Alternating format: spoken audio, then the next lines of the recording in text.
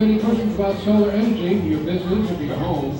Our good friends from Evolve Solar are here tonight. They're in the upper concourse next to the suite lobby double doors. They can answer all your questions about solar energy that you may have.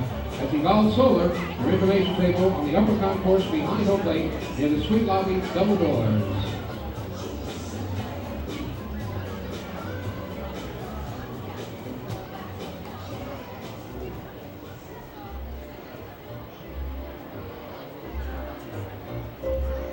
My apologies, but I got a seat that's way in there. We're gonna leave. I want to make sure you have these things.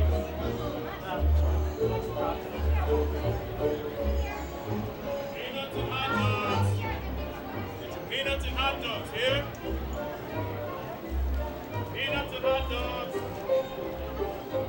And now, ladies and gentlemen, boys and girls, on this beautiful Saturday night here at Bethpage Ballpark, and a very special night, our Prostate Cancer Awareness Night. This is an annual event here at the ballpark. We'd like to turn the proceedings over now to Long Island Ducks outfield host, right there by the pitcher's mound. Here he is. Here's Charlie, Jason Liddick, with tonight's special guest. Thank you, Philip Bobo. Telling you good evening, Bethpage Ballpark. The Long Island Ducks would like to thank tonight's game sponsor, BigCatBikes.com, and Ed Randall's Fans for the Cure for giving out those wonderful blue prostate cancer awareness shirts to the first 1,500 fans through the gates tonight. Speaking of our game sponsor, turning down here for my first pitches, representing all of those who are currently fighting against prostate cancer and friend of BigCats.com, BigCatBikes.com, is Mike Wowak, who will be throwing out a first pitch to Long Island Ducks, Buddy Howson. Mike, take it away. Right down the middle, a nice big round of applause for Mike, Ducks fans. Also with tonight's game sponsor, here is Dylan Goldman throwing out a first pitch to Long Island Ducks, Buddy Howson. Way to go, buddy.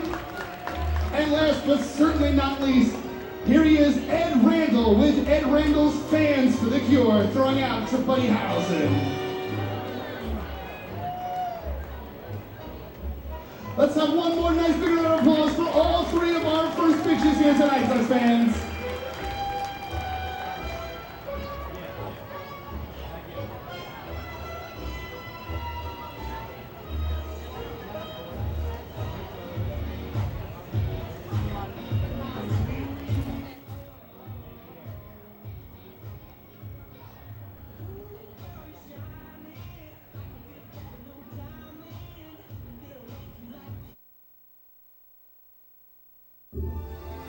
This is Long Island Ducks baseball. Justin Davies at the plate, the winning run at third. Crowd going nuts. Swung on, bouncing ball left side, off the mitt, up third baseman Brad Strauss. Here comes Willie Rodriguez. Justin Davies has done it again. The Ducks are one quack away from the championship. Jason Johnson makes the catch. He makes the catch, and the Long Island Ducks have swept the Camden River Sharks. They are the 2004 Atlantic League champions. Line bunts up the third baseline. Esquivel charging in. They're not going to have a play. And the Ducks are the champions of the Atlantic League here in 2012. Going back is Adam Bailey. He settles under it. He makes the catch. Adam Bailey makes the catch. And for a second straight year, the Atlantic League trophy will reside on Long Island. The Ducks are the Atlantic League champions. And now it's time for the Long Island Ducks North Shore LIJ Southside Hospital pregame show. We are live here at Bethpage Ballpark in Central Islip, New York. It's time once again for Long Island Ducks baseball. Tonight, Game 2 of a 4-game Labor Day weekend series featuring the Long Island Ducks against the Southern Maryland Blue Crabs.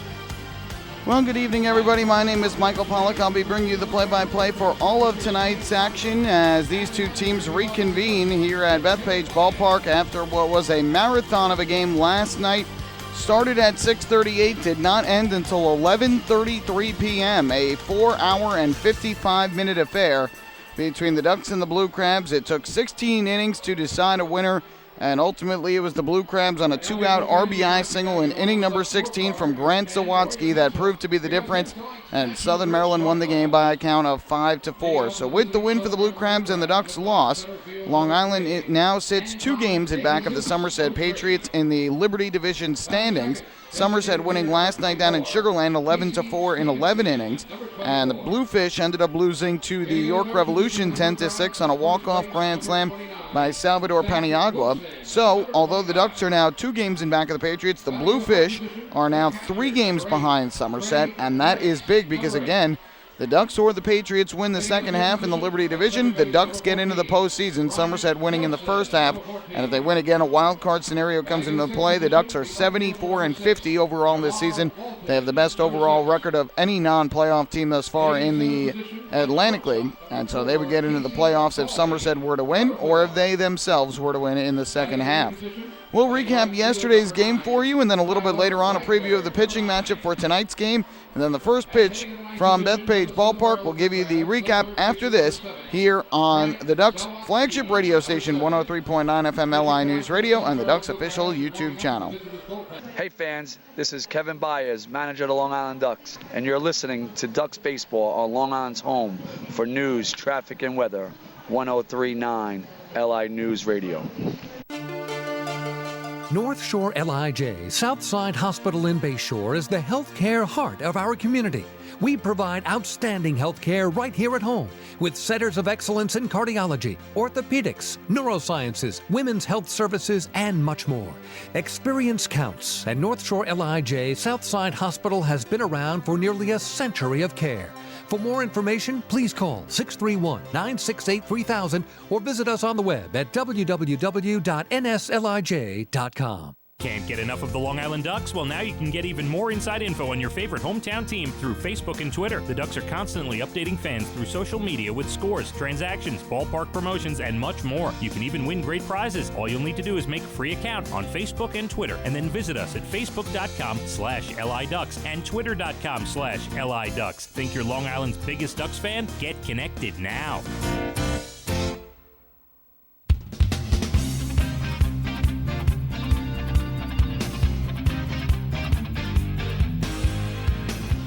Back here at Bethpage Ballpark as we get ready for tonight's game between the Long Island Ducks and the Southern Maryland Blue Crabs. One night after these two teams took 16 innings to decide a winner, and ultimately it was the Blue Crabs 5-4 winners over the Ducks in this series opener. The first time ever this season that they won here at Bethpage Ballpark. Ducks had won the first 8 in a row against Southern Maryland here at home. So to recap yesterday's game, Nick Struck got the spot start for Long Island in place of Bobby Blevins, who had to miss yesterday's start with personal reasons. Struck got out of a jam in the first inning, and then in the bottom of the second, the Ducks were able to give him the early lead as Randy Ruiz led off the inning. The 0-2, and Ruiz swings, and it's a high drive to left, well hit. Going back is the left fielder Walton. He turns and looks, and you can't forget it. Welcome back to the lineup, Randy Ruiz. After not starting the last 2 games with an elbow injury, he is back and hits a home run over the left field wall, his 8th of the year. The Ducks strike first and lead 1-0 in the second inning. So Randy Ruiz with a solo home run puts the Ducks in front of 1-0. And it would stay that way all the way until the 6th inning. Struck went 4 innings for the Ducks. Tim Sexton, the starter for the Blue Crabs, had gone 5 scoreless innings.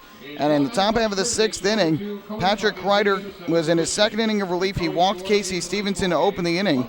A ground out by Zach Wilson moved him to second. Bryant Nelson would then strike out swinging. And with Jamar Walton at the plate, a wild pitch from Kreider moved Stevenson to third. The count had gotten to 3-1. They decided to intentionally walk Walton to move him to first base and bring up Casey Frawley. However, what the Ducks did not remember was that you don't need to throw a ball for the intentional walk. All you need to do was ask for it. And on the intentional ball 4, Kreider threw to the plate. He airmailed it over the head of the catcher Zapata to the backstop. And on the wild pitch, scoring from third was Casey Stevenson to tie the game at 1. But in the bottom half of the inning, the Ducks answered right back. Elmer Reyes reached on an error. Phelan Lantini tried to bunt him over, but the out was made at second, so he reaches on a fielder's choice. Lantini stole second, moved to third on an infield single by Delta Cleary Jr., and up came Dan Lyons. 1-1. Lions swings at the breaking ball, grounds it to the left side. Zawadzki fields. He goes to second for one. The turn to first. Not in time. Lions beat it out. It's an RBI fielder's choice for Dan Lyons, and the Ducks go back in front 2-1. So the Ducks taking the 2-1 lead on the RBI fielder's choice. It would be short-lived, though, because in the 7th, Ryan Cushmall came on to pitch, and with one out, he walked Tyler Wagner on 4 straight pitches, got behind Anton DeJesus 3-0, threw a strike, but then threw another pitch down the middle that DeJesus hit over the wall down the right field line for a 2-run home run. It was his 3rd of the year, and the Blue Crabs took a 3-2 lead. The Ducks, though, responding in the bottom half of the 8th inning against Orlando Santos. With one out in the inning, Phelan Lentini doubled down the left field line, and up came Delta Cleary Jr.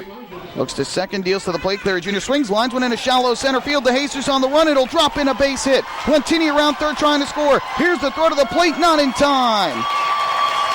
It's an RBI single to center for Delta Cleary Jr., his 2nd hit of the night, and the Ducks have tied the game at 3 in the bottom half of the 8th inning.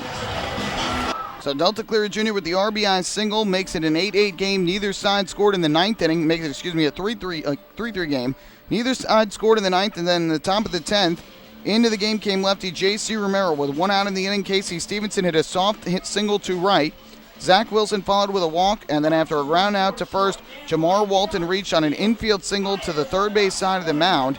In to score from third was Stevenson. The Blue Crabs go in front 5-4. 4-3. But in the bottom half of the 10th inning, with Cody Epley coming into the ballgame, Phelan Lentini and Delta Cleary Jr. hit back-to-back singles with one out to put runners at the corners, and up came Dan Lyons, who kept the game alive. Here's the 0-2, and Lyons will swing and ground one towards the middle. Stevenson on the dive, makes the play, flips a short one onto first. Lyons beats it out, he's safe.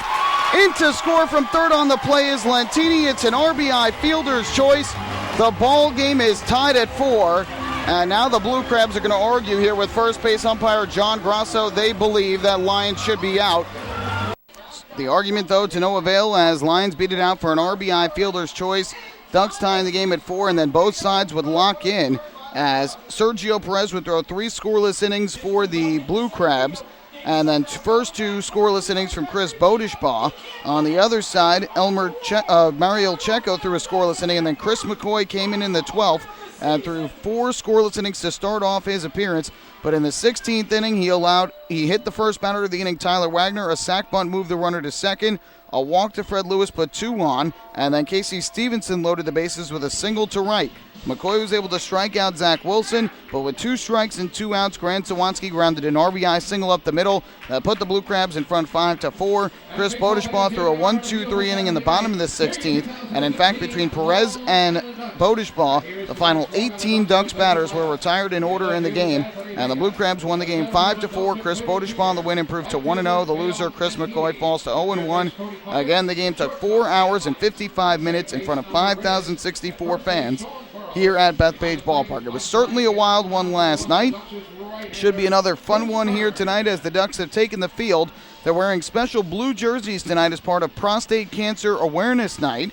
First time ever they're wearing these special commemorative blue jerseys. We'll talk more about those during the broadcast. But with the Ducks on the field, now the Nicolak Dream Team is going to take the field. That's the Patchogue Medford Raiders. So they have taken the field to join the Ducks. The color guards are also going out onto the field, which tonight will be the Cub Scout Pack 423 of Plainview and Daisy Troop 3552 out of Levittown. They are on the first and third base sides of the field respectively. And then we will have tonight's national anthem momentarily, which is going to be performed tonight by Allison Day, who is at the ballpark each year to sing the national anthem for at least one game. So she is getting ready to sing behind home plate. Ducks will be looking to get back in the win column here. So far, they have played 4 games on this homestand, and they are 2-2. Lost the opener to the Bridgeport Bluefish on Tuesday in heartbreaking fashion. Came back, won big on Wednesday, 12-0. Won in walk-off fashion on Thursday. And then the heartbreaking 16-inning loss yesterday. Fans being asked to rise here at Bethpage Ballpark. Just about time for our national anthem. And for now, we will turn things over to Allison Day for our national anthem tonight. God bless America. How about that?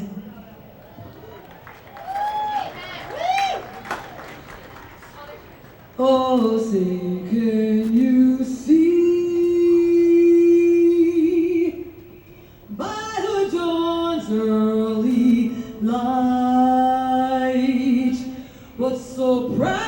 valley we hail as the twilight's last gleaming through broad stripes and bright stars, through the perilous times. Oh, the ramparts we watched was so gallantly streaming, and the rockets red glare, the bombs bursting in air, gave proof through the night that our flag was still there. Oh, say does that star-spangled banner yet wave o'er the land of the free and the hope of the brave.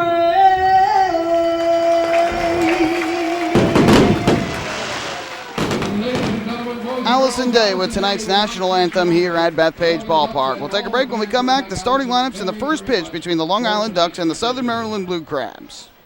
Hey fans, this is Bud Harrelson, and you're listening to Ducks Baseball on Long Island's home for news, traffic, and weather. 103.9 LI News Radio. North Shore LIJ Southside Hospital in Bayshore is the healthcare heart of our community. We provide outstanding healthcare right here at home with centers of excellence in cardiology, orthopedics, neurosciences, women's health services, and much more. Experience counts, and North Shore LIJ Southside Hospital has been around for nearly a century of care. For more information, please call 631-968-3000 or visit us on the web at www.nslij.com. Few places on Earth offer the charm and excitement of Fire Island. At Fire Island Ferries, located conveniently at 99 Maple Avenue in Bayshore, they offer convenient travel to Fire Island 7 days a week. Fire Island is quickly becoming a top destination for families of all ages. Experience the informal, carefree communities, the dazzling night scene, enjoy fine dining, or climb to the top of one of the tallest lighthouses in the United States. But there's only one way to get there, by calling Fire Island Ferries at 631-665-3600 today. For fare and scheduling information, please visit fireislandferries.com.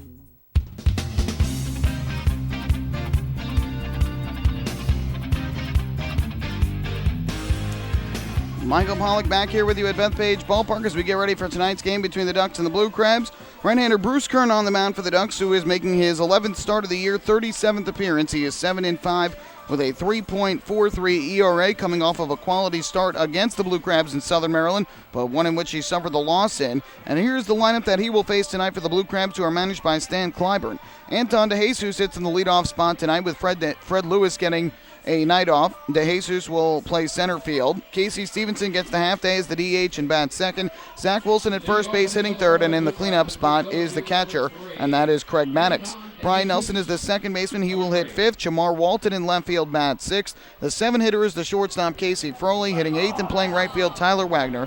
And rounding out the order for the Blue Crabs is the third baseman, and that is Grant Zawadsky. So we are about ready to go here at Bethpage Ballpark. Bruce Kern works out of the windup, and his first pitch to DeJesus misses up and outside for ball one. We are underway. Start time of the ball game, 6:36. We begin at 6:36 p.m. here at Bethpage Ballpark, and the 1-0 is low. Kern missing with two straighties behind 2-0. Southern Transportation Services temperature of the ball game is a very delightful 74 degrees. 74 degrees, the first pitch temperature. Terrific weather today as the 2-0 hits the outside corner for strike one. Clear skies overhead, the lights on at Bethpage Ballpark, everything in the shadow except center field. And the 2-1 to DeJesus is up and outside again. Kern having trouble finding the strike zone early. He's behind 3-1 on DeJesus. Lefty batter against the righty pitcher. Third baseman Cody Puckett in on the grass at third. And the 3-1 is swung on in line foul. Third base side out of play into the seats. 3 balls, 2 strikes on Southern Maryland's center fielder Anton DeJesus. Blue Crabs going with the road gray jerseys here today. And the 3-2 is low and outside, ball 4. Well, walks were an issue for the Ducks last night. They walked 8 Southern Maryland batters in the game. And the first batter here tonight draws the walk, and that's Anton DeJesus. So 1 on with nobody out. And up to the plate will step designated hitter Casey Stevenson.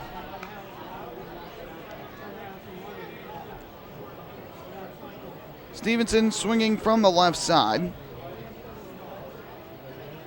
Kern will have to work out of the stretch now and gets the sign set at the belt.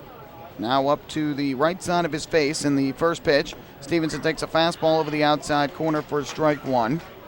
Ducks are wearing special jerseys here tonight. They are powder blue jerseys for Prostate Cancer Awareness Night. And these jerseys are going to be auctioned off throughout the course of the game. Fans can take one of them home.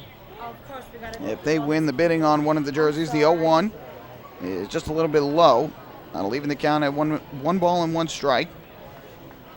Fans can place their bid by visiting the auction tables located on the main concourse behind home plate across from the Waddle Lynch shop.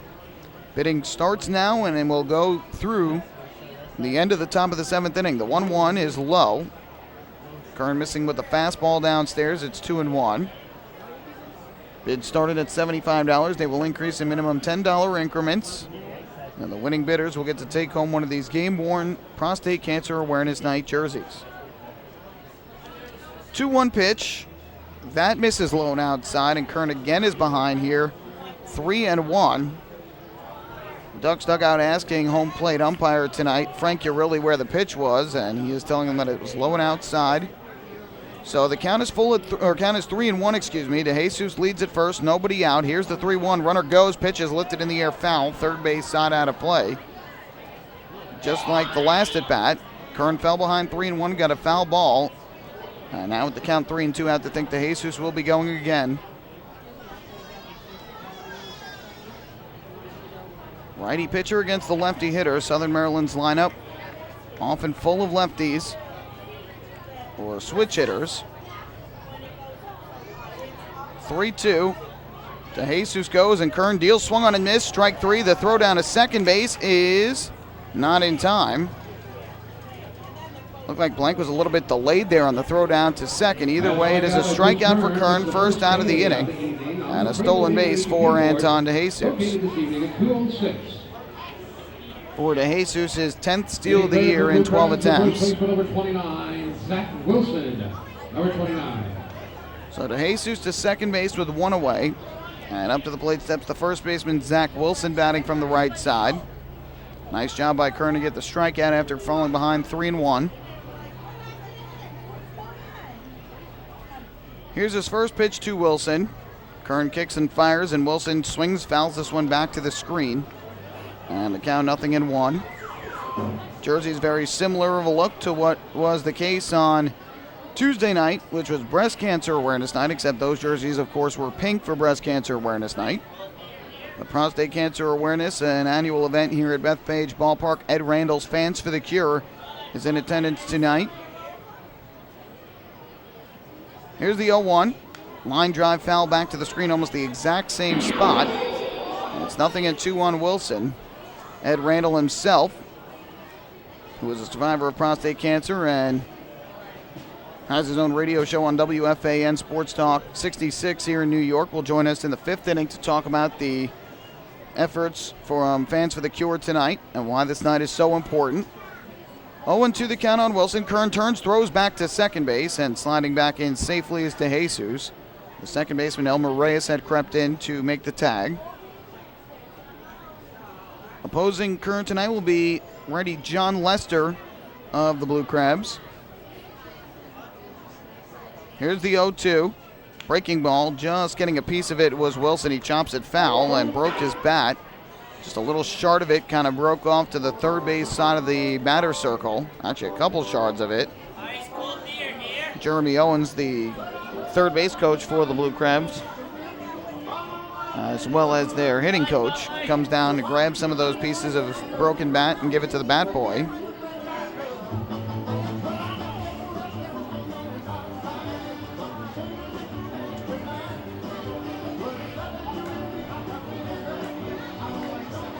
So the at-bat will continue here for Wilson as he gets a fresh piece of lumber. No balls, 2 strikes on the Blue Crabs first baseman.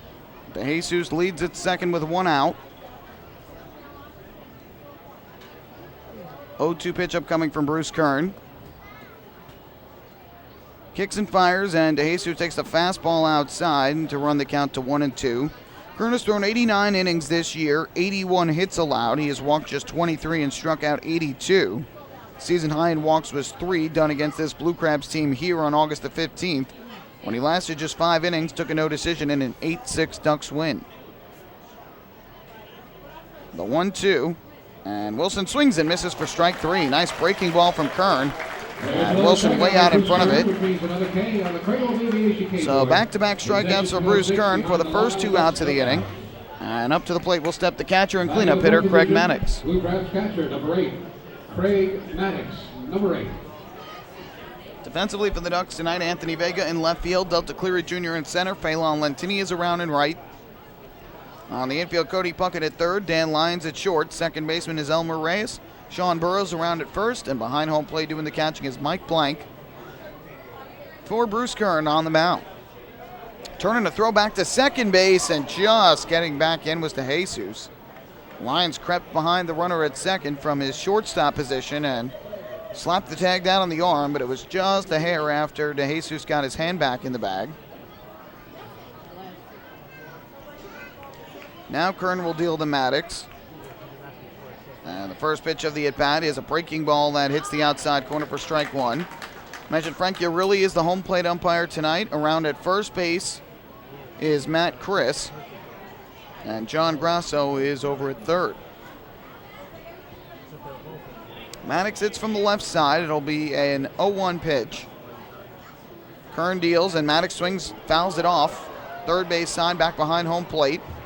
And the count is 0-2 quickly on Southern Maryland's catcher, who was one of only 2 healthy position players for both teams that did not play in last night's game. They were the backup catchers. Maddox for the Blue Crabs and Mike Blank for the Ducks. And no surprise that today, Keith Castillo, who caught all 16 innings last night for Southern Maryland, and Nelfi Zapata, who did the same for the Ducks, both get the day off. 0-2 pitch. Kern kicks and fires. Maddox will take a breaking ball up and outside. And the count goes to 1-2. Fourth time I should say, that Kern is starting against Southern Maryland. He also took a no decision here on June 8th. Allowed 1 unearned run in 5 innings, 3 hits, no walks or strikeouts. It's back when he was a reliever making a spot start. Here's the 1-2. Breaking ball lifted in the air to right field. Phelan Lentini is right there. He'll make the catch head high. And a nice job by Bruce Kern to work around the leadoff walk. No runs, no hits, 1 left for the Blue Crabs. And we will head to the bottom of the first inning. It is Southern Maryland 0 and Long Island coming to bat. Hey fans, this is right-handed pitcher John Brownell, and you're listening to Ducks Baseball on Long Island's home for news, traffic, and weather. 1039 LI News Radio. Beautify your patio, walkway, driveway, or pool surround with Nicoloc paving stones and walls. Nicoloc's specially formulated paver shield offers extra surface wear protection and color enhancement throughout the thickness of the paver. Paver shield guarantees that your pavers will look great for years to come. Bring home the elegance with Nicoloc. Visit the Nicoloc Design Center, Sunrise Highway, Lindenhurst, or Nicoloc.com. Let Nicoloc Pavers pave your way. Enjoy the ultimate VIP fan experience at Bethpage Ballpark this season by taking in a Ducks game from the brand new Trout Town Fan Can. Presented by Roscoe Beer Company, the Fan Can is available for rental at all Ducks home games. It features 12 Dream Seat theater-style padded seats, beverage holders, an air-conditioned atmosphere, and an incredible view of the game. Packages are now available with food and beverage included. To reserve your Fan Can outing today, call the Ducks Group Sales Department at 631-940-3825. The Trout Town Fan Can at Bethpage Ballpark. Your VIP experience has arrived.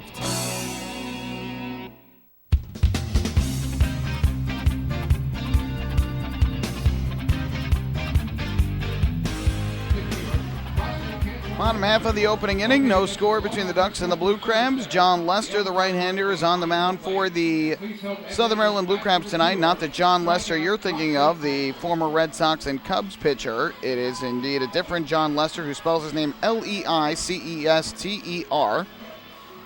And so he will make the start tonight for Southern Maryland in his first Atlantic League season. Here's the lineup that he will face. It'll be Phelan Lentini leading things off in right field for the Ducks. Delta Cleary Jr. bats second and plays center. Dan Lyons at shortstop hits third, and the cleanup hitter is the DH, Randy Ruiz. Sean Burrows is at first base batting fifth. Mike Blank will do the catching and hit in the number 6 spot. Cody Puckett is at third base batting seventh. Elmer Reyes moves up to the number 8 spot as the second baseman. And rounding out the order is the left fielder, and that is Anthony Vega. Leading off the Long Ducks on this beautiful Saturday evening. Here's the right fielder, number 29. Lester, a former Cub, Ranger, and Oriole at the big league level. Now finding himself in his first season here with Southern Maryland. He's 36 years old, out of the town of Mariposa, California. And his first pitch is a strike to Phelan Lentini in the count, 0-1. Lentini hits from the right side.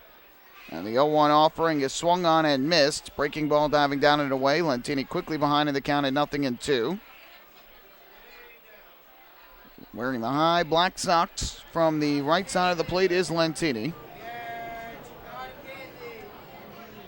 Lester looks in for the sign. And Lentini asked for time as Lester had not gotten the sign. This is his first start for Southern Maryland since June 18th. Now the 0-2. Swing and a miss, strike 3. Way out in front of that was Lentini. So on 3 pitches, the Ducks right fielder goes down, and that's the first out in the bottom of the first inning. Batting in the second position, Long Island Ducks center fielder, number 5, Delta Cleary Jr., number 5. Lester began the season with Yucatan in the Mexican League, then was signed by the Blue Crabs in mid-May, pitched there until the end of June, and in late June was signed by the Mexican League again by Puebla. I made a couple starts there in the Mexican League. First pitch was ball 1 to Delta Cleary Jr., switch hitter batting from the left side. Here's Lester's 1-0. Kicks and fires, and Cleary takes outside. Head in the count here, 2-0. Riding a 19-game hitting streak entering tonight's game, longest active streak in the Atlantic League. The 2-0, swing and a miss. Might have gotten a piece as the ball gotten away from the catcher, Craig Maddox, and over to the third base side of home plate. So it's 2-1 on Cleary Jr., who is hitting .311 on the season now with a home run and 36 RBIs. That average steadily going up and up. But the way that he has been hitting of late. Here's the 2-1, and he'll swing and miss again. And pitch diving down and in, and Cleary Jr. cuts right through it. The count even up at 2-2. Lester stands in at 6'3", 220 pounds. And now the 2-2 offering. Fires to the plate, and Cleary Jr. lines one down the right field line. Will this ball stay fair? It will not. Goes a couple feet foul in the right field corner. So Cleary Jr. will have to head back to home plate with the count still 2 balls and 2 strikes. And Lyons will be the next hitter for the Ducks. Long Island scored the first run in yesterday's game, but still lost. They're 46-17 now on scoring first. And here Cleary Jr. chases down and in, strike 3. Ball gets past the catcher Maddox though, and Cleary Jr. will beat it out.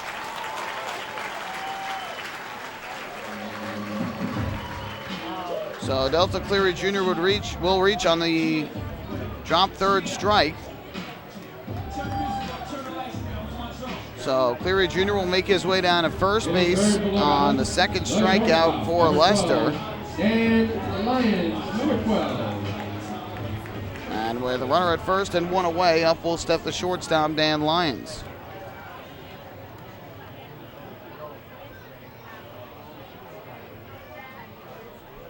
The strikeout wild pitch there for Lester. Now Lyons to the plate, and the first pitch is a fastball that just missed a little bit outside. And the count is 1-0.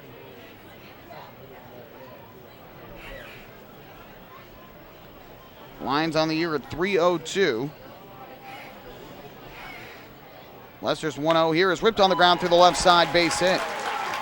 Good hard hit single by Dan Lyons in between short and third. Cleary Jr. will stop at second. And the Ducks set up with runners at first and second with only one out.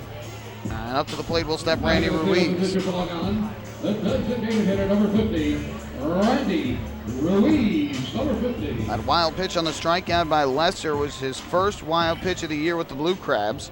This is his 7th start. And made it the first 6 between May 22nd and June 18th before he was signed by the Mexican League. Here's Randy Ruiz to bat from the left side. Turning a fake throw back to second. Cleary Jr. goes back safely. Cleary Jr. does have the most speed on any of the Ducks roster, 31 steals and 38 attempts. Lions 18 steals and 20 attempts. So good speed on the bases for the Ducks. First pitch to Ruiz is low. Good block at home plate by Maddox. And the count of 1-0.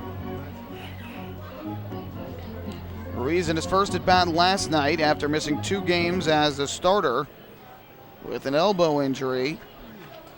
Lifted a solo home run over the left center field wall, his 8th of the year. And now has 37 runs batted in.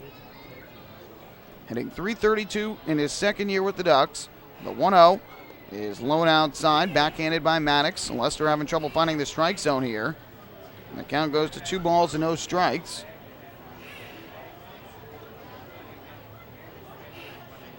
According to the Blue Crabs game notes, the last time he pitched in Mexico was July the 1st. That was against Monterrey, so it's been a while since he's pitched according to these game notes. Not sure if he was pitching anywhere in between. The 2-0 is low again. So Ruiz taking 3 straight out of the strike zone. We'll see if he gets the green light here, 3-0. I have to think he would take, with a count of 3-0 here and a chance to load up the bases for Sean Burrows. But we will see. Lester gets the sign and comes set. The runners lead.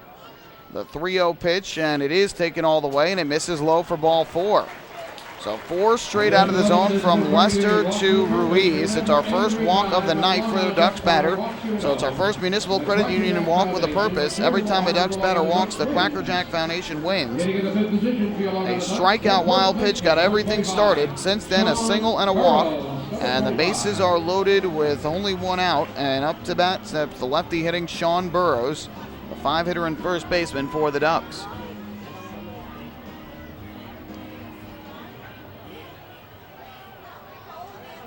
So here is Burrows from the left side. Looking in for the sign is Lester. Works out of the stretch. And his first pitch to Burrows. Swung on and ripped to second. Fielded on a hop. Flipping to second base for 1 and on to first. A double play. Burrows hit the ball hard, but hit it right at second baseman Brian Nelson. They turn the 4-6-3 double play. And the rally is squashed for the Ducks in the first. No runs, 1 hit, 2 left. We go to the second. No score. Hey fans, this is shortstop Dan Lyons, and you're listening to Ducks Baseball on Long Island's home for news, traffic, and weather. 1039 LI News Radio. Thinking about buying or refinancing a home? Start by attending a free MCU home buying seminar. Then speak with one of our loan specialists who will guide you through the loan process. With an affordable mortgage from Municipal Credit Union, Home Sweet Home will be a little sweeter. Call 212-238-3521 or visit nymcu.org to apply for your mortgage today. Municipal Credit Union. Strong, trusted, growing.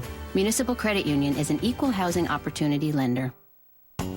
M&V Limousines is the official bus company of the Long Island Ducks. Family owned and operated, they've been in the business for over 23 years. M&V Limousines offers coach buses with Wi-Fi and restrooms, party buses, exotic limousines, and so much more. Whether you're looking for transportation for weddings, proms, corporate outings, or long-distance trips, they've got the right vehicle for you. Visit their showroom in Comac or check them out online at mvlimo.com. M&V Limousines, the official bus company of the Long Island Ducks.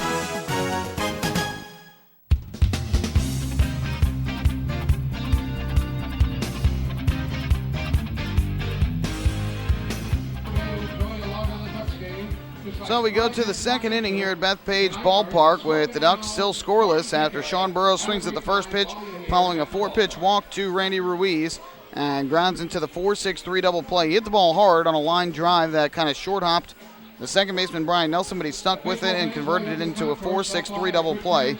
So after one no score, the Ducks and Municipal Credit Union have teamed up again this season to present the Walk with a Purpose promotion. Every time a Long Island Ducks player walks, Municipal Credit Union will make a donation to the Quacker Jack Foundation. Municipal Credit Union serving members since 1916. We go to the second inning as Bruce Kern goes back to the mound, and he will face the man who started that double play last inning, Brian Nelson. It'll be Nelson, Walton, and Frawley, 5, 6, and 7 in the order for the Blue Crabs.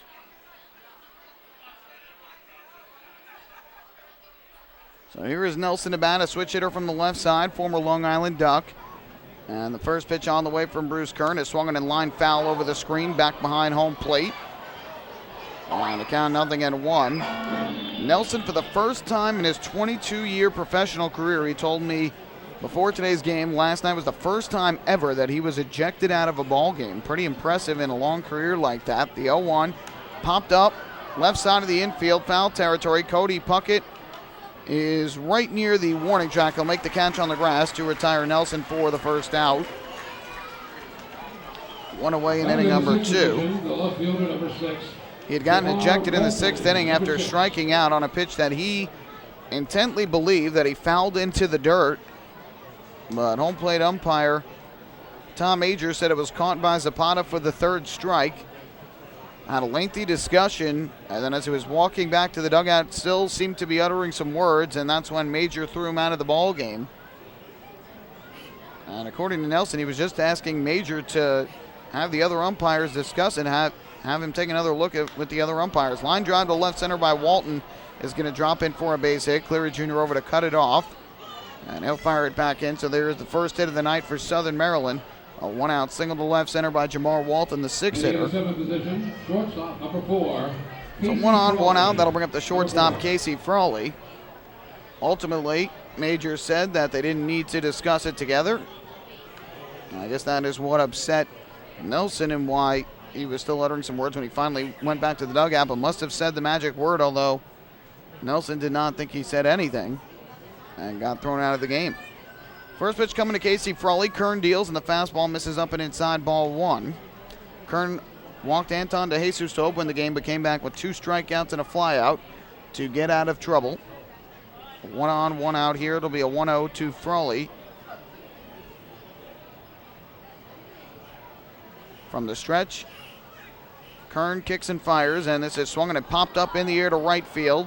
Lentini now drifts in. After initially staying put, he'll make the catch. So Frawley pops to right. Walton goes back to first base, and with 2 down, that will leave it up to the right fielder, Tyler Wagner. Batting 8 for the Blue Crabs, right fielder number 9. Frawley had entered the game at 260 with 8 homers and 39 runs batted in. That'll bring up Wagner, the switch-hitting right fielder, who will bat from the left side. Nice crowd on hand here tonight. Pyrotechnical fireworks extravaganza after the game. All part of the Prostate Cancer Awareness Night festivities. First pitch, and that fastball misses up high for a ball. The count goes to 1-0. Wagner hitting just .228 with Southern Maryland. No homers, 4 RBIs, I should say, with Southern Maryland, and Lancaster has played with both teams this year. The 1-0. Swing and a miss. Good fastball coming inside to Wagner near the hands, and he cut through it to even up the count at 1-1.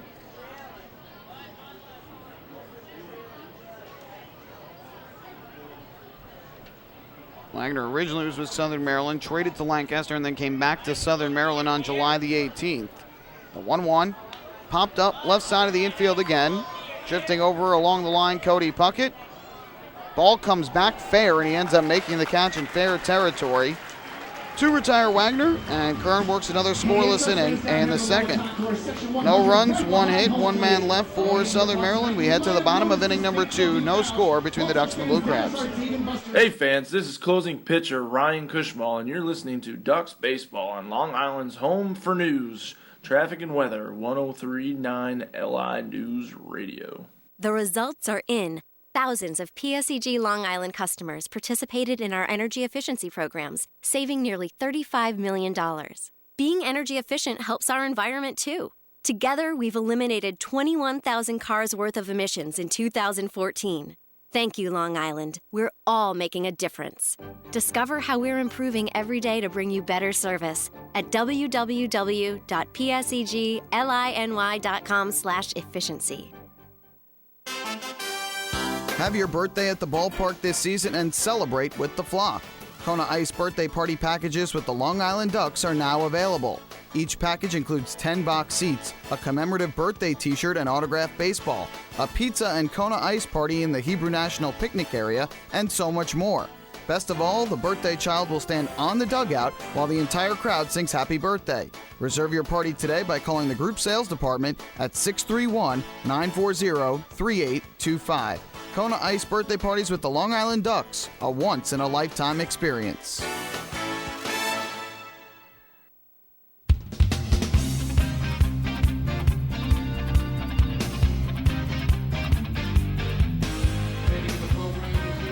To the bottom of the second inning, no score between the Ducks and the Blue Crabs. It is time for tonight's health report, which is brought to you by Island Shore Physical Therapy, the official therapist of the Long Island Ducks. Randy Ruiz back in the lineup healthy after missing a couple games with an elbow injury. Came back yesterday to the lineup and now is back in again today. No concern over Bobby Blevins, who missed yesterday's start for personal reasons. He is scheduled to make his next start, which would be on Wednesday in Camden. Blank to the plate to lead off. First pitch is low, and the count 1-0. Blank, the sixth hitter and catcher for the Ducks, batting from the right side. Getting the start today after sitting out yesterday's game with Melfi Zapata behind home plate. 1-0. Again, missing outside was Lester in the count. 2 balls and no strikes on Blank, who's hitting .290 on the year with 9 home runs and 42 runs batted in. From the windup, the 2-0 pitch. Blank will swing away and hit a bullet in the air to center field, but right there is the center fielder Anton De Jesus moving to his right and will make the catch. And that is the first out of the second inning. So Blank set down for the first out. Third baseman number 2, Cody Puckett, number 2. One away and up to the plate steps third baseman Cody Puckett, hitting in the number 7 spot and batting from the right side for Long Island. Puckett digs in. Lester looks in for the sign. And his first pitch on the way is a breaking ball that drops in over the outside corner for strike 1. Infield plays straight away for Puckett. The third baseman Zawatsky is somewhat in tight. The 0-1 fouled back to the screen behind home plate. And the Duck third baseman behind the count, 0-2.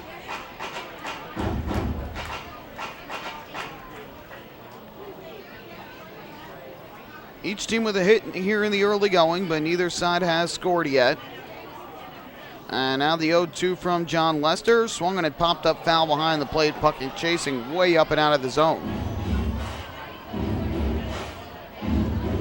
Walks were a problem for the Ducks yesterday. In 16 innings, they walked 8 Blue Crabs batters.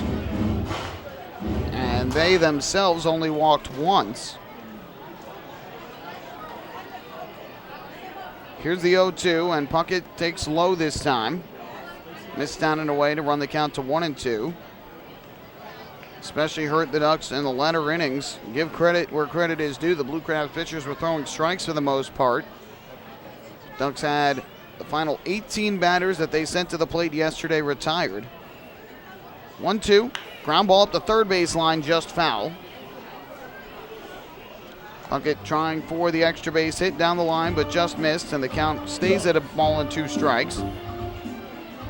Big rally opportunity for the Ducks in yesterday's game came in the 11th inning when the Ducks against Sergio Perez got 2 runners on with nobody out. But Puckett flew to center. The runners were able to advance. All they needed was a fly ball to win the game.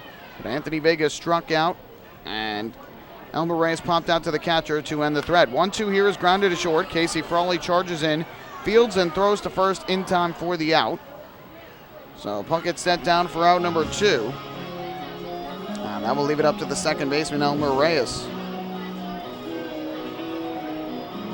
Batting in the game position, Long Island second baseman, number 11, Elmer Reyes, number 11.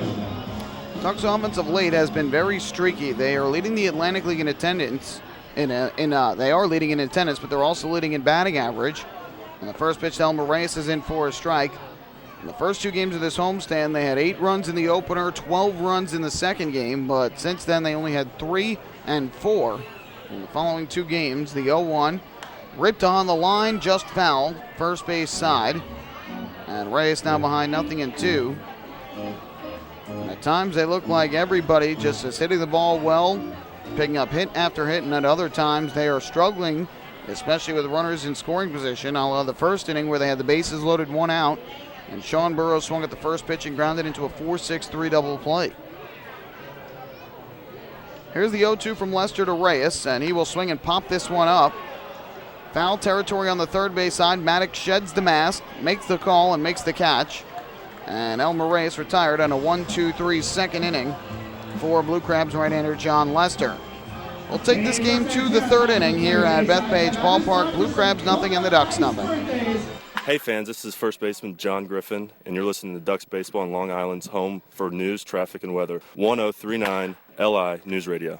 James Simmons is going back. He is looking up, and on in the park night, that one is gone and reaches a kennel in Central Islip. That was another home run for the Ducks. And Duck fans, what's more fun than a home run that helps the Ducks win a game? How about a homer that helps the community win? Chappie's Funeral Home and the Long Island Ducks have once again teamed up for the Chappie's Home Run Challenge. If the Ducks hit 100 homers this season, Chappie's Funeral Home will donate $5,000 to the Quackerjack Foundation. So every time a Ducks hitter goes deep this season, watch for the Chappie's Challenge home run count on the scoreboard. And if we reach 100, we're all a winner. Chappie's Funeral Home, where caring for others is a family tradition. Can't get enough of the Long Island Ducks? Well, now you can get even more inside info on your favorite hometown team through Facebook and Twitter. The Ducks are constantly updating fans through social media with scores, transactions, ballpark promotions, and much more. You can even win great prizes. All you'll need to do is make a free account on Facebook and Twitter, and then visit us at facebook.com/LIDucks and twitter.com/LIDucks. Think you're Long Island's biggest Ducks fan? Get connected now.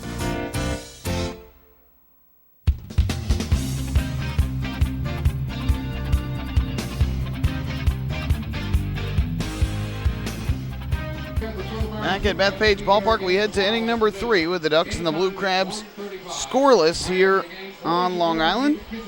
Ducks fans discover the difference at Huntington Honda and find Long Island's all-star lineup of over 1,200 new Hondas. Huntington Honda steps up to the plate to treat every customer with no pressure, respect, and Grand Slam service after the sale. Discover the difference in a winning buying experience at HuntingtonHondaCars.com, and then visit Huntington Honda on Jericho Turnpike just east of Route 110. So Bruce Kern back to the mound for inning number 3 of work. And he'll face Grant Zawatsky, the 9-hitter and third baseman, to start things off. First pitch of the at-bat is a fastball above the letters for ball 1. Zawatsky was the hero last night after not initially starting the game, delivered the 2-out RBI ground ball single up the middle against Chris McCoy. And the 1-0 is swung on and missed for strike 1. Top half of the 16th inning, it gave the Blue Crabs a 5-4 lead, and they would not relinquish it in the bottom half to finally end the game at 4 hours and 55 minutes. The 1-1, ground ball to short here. Dan Lyons will field on a big hop, and his throw over to first low, but nicely dug out by Sean Burrows. And that is out number 1 of the third. Zawatsky entered the game for Southern Maryland, hitting 173.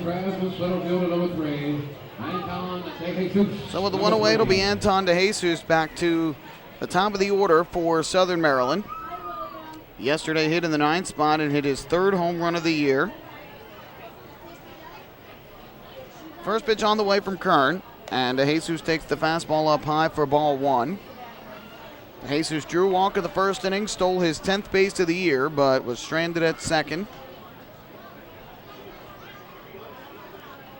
Now the 1-0 pitch, and that lifted foul. Third base side out of play to even the count at 1-1. The 7th inning was 1 on and 1 out after 4 straight out of the zone from Cushmall. The 1-1 here is swung on and missed for strike 2. DeJesus went ahead in the count 3-0, took a strike, and then belted the 2-run home run down the line in right. Clearly had the distance, was just a matter of fair or foul, and it just stayed fair. The 1-2 up high went off the glove of Blank. Back behind the plate, the count even up at 2 balls and 2 strikes.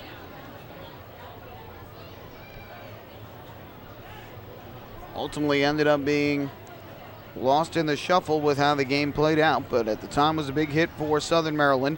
2-2, slashed foul, third base side into the end of the Blue Crabs dugout. And hopefully everybody all right there, seems to be the case. We'll do it once again at 2 balls and 2 strikes. No score here in the top of the 3rd inning. DeJesus digs back into the lefty batter's box. And the 2-2, swinging and a miss for strike 3. Might have foul tipped it, but either way went into the glove of the catcher Mike Blank. Strikeout number 3 on the night for Kern. And that is the 2nd out of the 3rd inning. Season high for strikeouts for Bruce Kern is 8. He did it in back-to-back starts, July 5th against Somerset and July 28th against Somerset. Picked up the win in the 1st, the loss in the 2nd, but actually pitched better in the 2nd. Just didn't get the run support. First pitch to Casey Stevenson, the DH, is on the outside corner for strike 1. Good fastball. Stevenson was a strikeout victim in the opening inning with a runner going on the 3-2 pitch. They got the strikeout, could not catch the runner stealing. Now the 0-1. Swung and ripped towards second. Fielded on a hop by Elmer Reyes. And over to first in time for the final out of another 1-2-3 inning. First of the game for Bruce Kern. So the Blue Crabs go in order, which means we go to the bottom of inning number 3. Still no score. Hey fan, this is outfielder Delta Cleary Jr. You're listening to Ducks Baseball on Long Island's home for news, traffic, and weather, 1039 LI News Radio. Spring into a new Honda at Huntington Honda and pay $59 a month for a new 2015 Honda Civic LX sedan. $59. So spring into Huntington Honda on Jericho Turnpike just east of Route 110 or HuntingtonHondaCars.com. Huntington Honda, discover the difference. Auto 24-month lease, total due at inception. Civic $31.90 includes bank fee, first month's payment, no security deposit. Taxes, DMV, title fees extra with excellent credit through HFS. Baseball fans, the Long Island Ducks mobile app has officially arrived. Powered by Clear Vision Apps, it's your one-stop shop for all things Ducks baseball. Buy tickets straight from your mobile device. Receive game status updates with push notifications. Check out up-to-the-minute news and scores and interact with the Ducks on social media. Best of all, it's free. Download the Ducks mobile app today by visiting the App Store on your Apple-powered device or Google Play on your Android-powered device. The Long Island Ducks mobile app, with you wherever you flock to.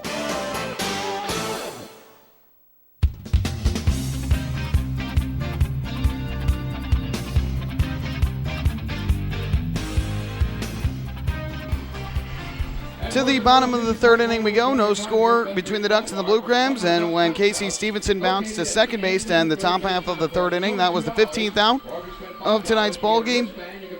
Did you know that a 15-minute phone call to Geico could save you 15% or more on your car insurance? Get a free quote today. Call 1-800-947-AUTO. That's 1-800-947-AUTO. Or visit geico.com. So we head to the bottom of the 3rd inning, and for the Ducks, it'll be 9-1-2 in their order. Anthony Vega, Phelan Lentini, and Delta Cleary Jr. First pitch on the way, and Vega takes outside for ball 1. Lester so far has allowed a single and a walk, but nothing further. He has struck out 2. The 1-0, and Vega takes low again. Is that in the count? 2 balls, no strikes. Tough night last night for Vega, averaged down to 266 on the year, 3 home runs, 24 RBIs. He's played for both of these teams this year. Started with the Ducks, traded to Southern Maryland, and traded back to Long Island. A 2-0 pitch on the way. Lester deals, and Vega takes a breaking ball that misses inside. Good patience here from Vega. Not chasing out of the zone. They count 3-0. I have to think he will get the take sign once again. Ahead, 3 balls and no strikes. The kick and the pitch from Lester, that is in for a strike over the outside corner of the plate. So now he'll probably be ready to hack with a good hitter's count of 3-1. Vega normally 27, but wearing number 17 tonight with the special jerseys. The 3-1 offering, and Vega takes another breaking ball, and again it drops in for a strike. That'll run the count full at 3-2. Lester works the count from 3-0 to 3-2. Infield very slightly shifted towards the right side. Here's the payoff pitch, and Vega swings, pumps this one up, foul, first base side of the plate. Maddox chasing towards the Ducks dugout. On the warning track, he'll make the catch. And Anthony Vega is retired for the first out of the third inning. Got ahead in the count 3-0, but Lester came back with 3 straight strikes, and Vega pops out for the first out of the inning. Back to the top of the order for your Long Island Ducks, big right fielder number 29, Phelon Lantini, number 29. So Phelon Lantini will now step to the plate for the Ducks. Leadoff hitter in the lineup. He normally wears 22, but is donning 29 today. Lester's first pitch is dealt low, and the count goes to 1-0. The gray jerseys today, John Lester again making his first start since rejoining the Blue Crabs. Didn't have a number right away. He is wearing Tim Sexton's number 17, since Sexton obviously not pitching today. Here's the 1-0. That fastball is over the outside corner for a strike to even up the count at 1-1. Lantini struck out his first time up yesterday. Had 2 hits and 7 at-bats and scored 3 times during the game. And that time called here. Top of the order was really what did the most damage, really the top 3. They had 6 of the 10 Ducks hits, 3 of the 4 RBIs in the game, and 3 of the 4 runs. And here Lantini takes another ball, and the count goes to 2-1.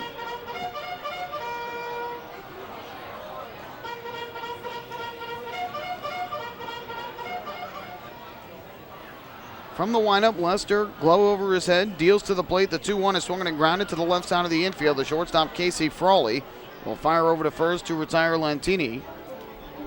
And that's now 6 straight Ducks batters retired since they loaded up the bases with 1 out in the first inning.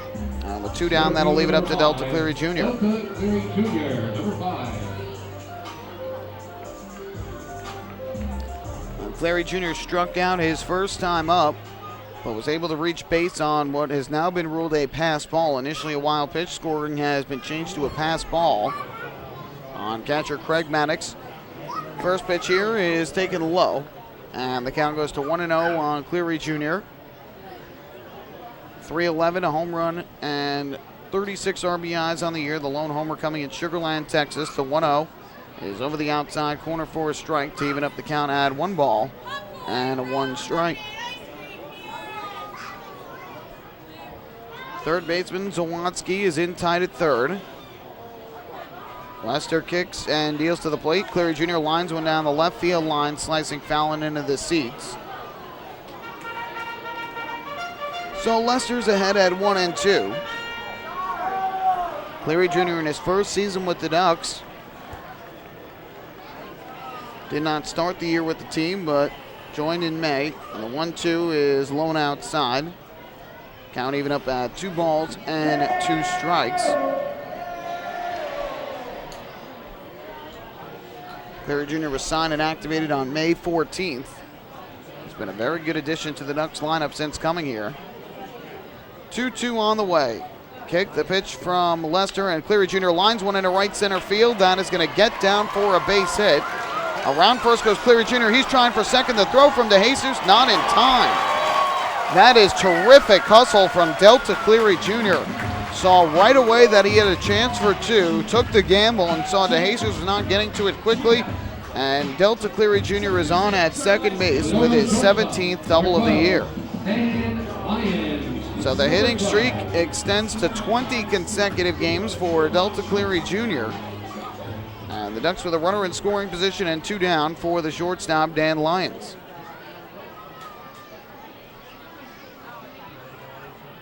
That's the second hit of the ball game for the Ducks. Lyons had the first with a clean single through the left side in the opening inning. First pitch on the way, and Lyons will take a fastball here low. Count goes to 1-0. Lyons in his 5th season here with the Ducks. Was 1 for 7 in last night's game, but drove in 2 runs on fielder's choices, where he hit the ground ball to short first and then to second and used his hustle to beat it out both times. The 1-0. Checked his swing.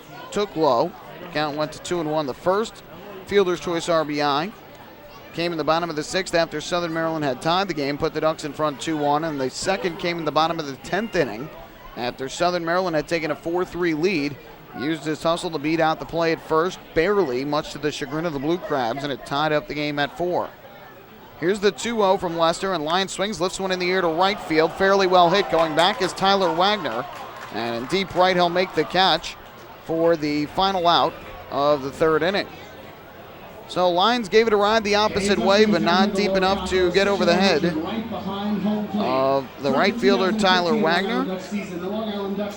So in the inning, no runs, 1 hit, 1 left for Long Island. We have played 3, and the Blue Crabs and the Ducks remain tied up at 0.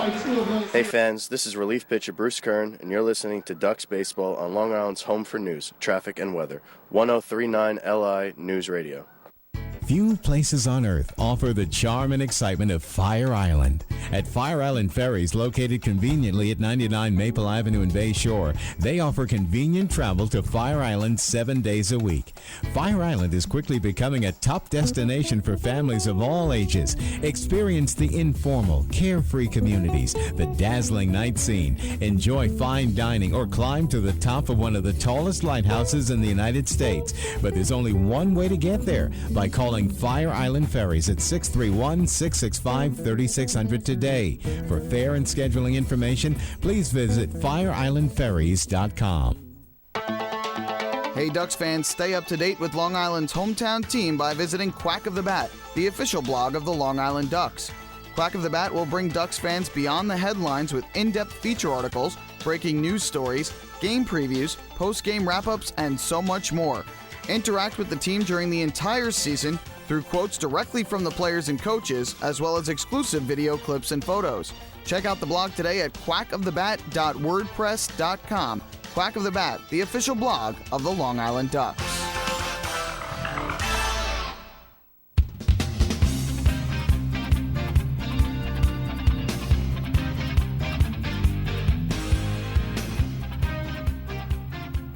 Back here at Bethpage Ballpark, we head to inning number 4. It's the Long Island Ducks and the Southern Maryland Blue Crabs in a scoreless duel thus far. My name is Michael Pollack. Thank you so much for spending your Saturday night with me. Hope you're enjoying the broadcast thus far from Game 2 of this 4-game series.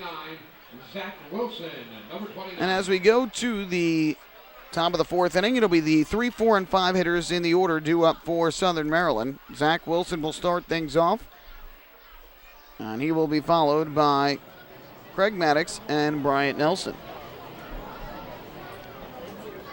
First pitch on the way from Bruce Kern, and this fastball misses inside. The count goes to 1-0.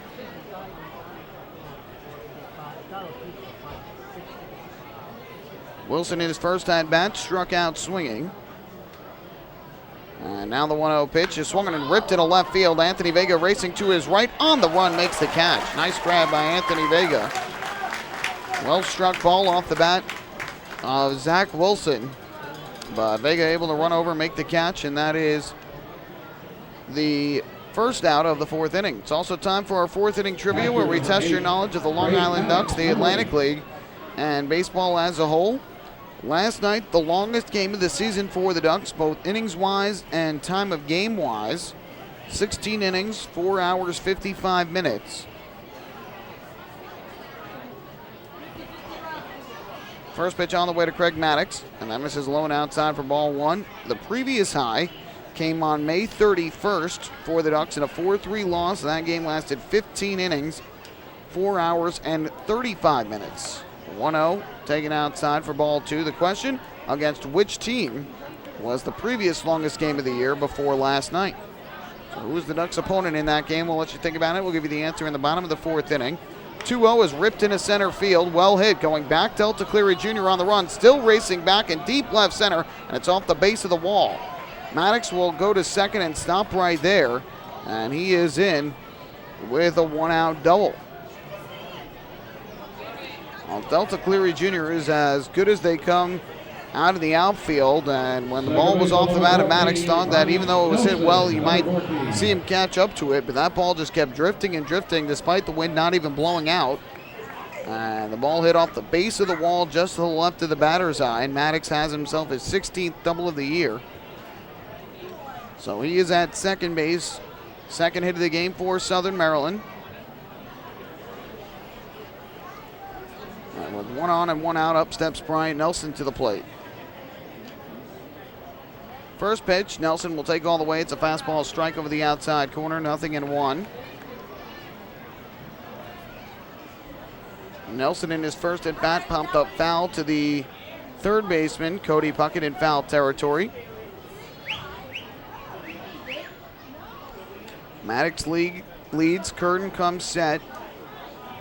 The 0-1, swung and grounded to the right side, and the hole past the diving try of Reyes, base hit. Maddox will round third, and he gets the stop sign last minute from Jeremy Owens. Good throw to the plate from Phelan Lantini. So a single to right for Brian Nelson, who is now 1 for 2. Maddox moves to third, and the Blue Crabs set up with runners at the corners and 1 out for Jamar Walton. Left fielder number 6, Jamar Walton, number 6. Last time out for Kern was against these same Blue Crabs last Sunday at Regency Furniture Stadium. Through 6 innings of 3-run ball, gave up 6 hits and a walk while striking out 3. First pitch from Kern to Walton, low and inside, good block at the plate by Blank. And the count is 1-0. Walton singled his first time up, a base hit in a left center field. Kern would love nothing more than the ground ball double play here. Maddox leads at third with 1 out. Nelson at first. And the 1-0 is low again. Kern behind here at 2 balls and no strikes.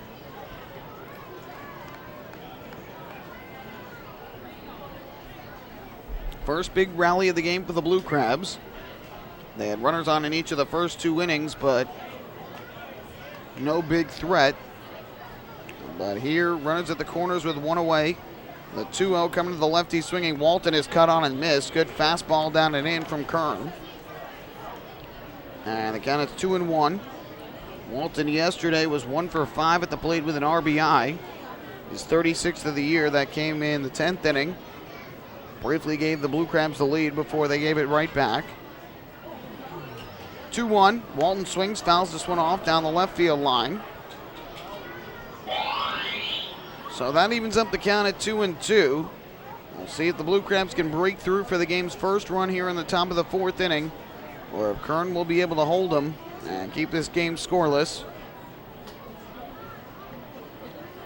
Kern dangles the right arm as he looks in for the sign from Blank, gets the pitch he likes, comes set, glove to the right of his face.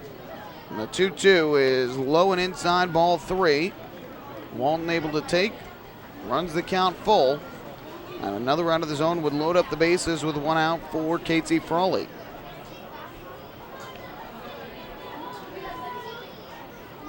Maddox steps off third, Nelson off first with 1 out. The 3-2, Nelson goes from first, and Walton hits a pop-up in the air to center field, about medium depth. Cleary Jr. lining this one up, settles under it, makes the catch. Tagging from third is Maddox. Here comes the throw to the plate. It's not in time. Sliding in safely at the plate is Maddox. It's a sac fly and an RBI for Jamar Walton. And the Blue Crabs jump in front 1-0 here in the 4th inning. Wasn't hit all that deep, about medium depth in center field, but Cleary Jr.'s throw was slightly to the first base side of home plate. So for Walton, it is his 11th sacrifice fly of the year, which leads the team, his 37th run batted in.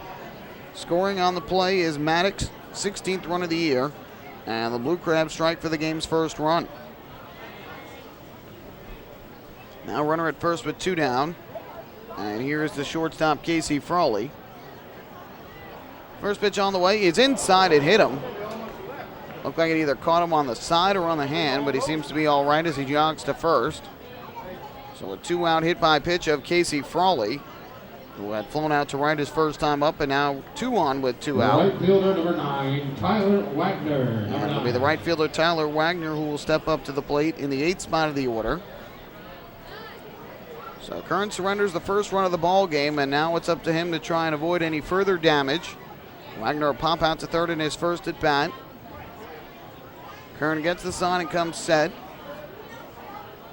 And his first pitch is swung on and missed for strike one. Good breaking ball diving down and in.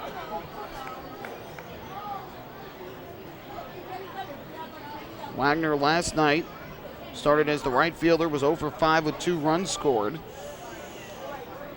Drew a walk in the game and was hit by a pitch in the 16th inning. Fake throw back to second to keep Nelson close. Neither has overly good speed. Nelson 4 of 5 in the stolen base department. Frawley 3 of 5. Here comes an 0-1. Kern looks to second, deals to the plate, and Wagner takes this breaking ball low. Leaving the count at 1-1. Ducks right-hander at 57 pitches right now, 34 for strikes.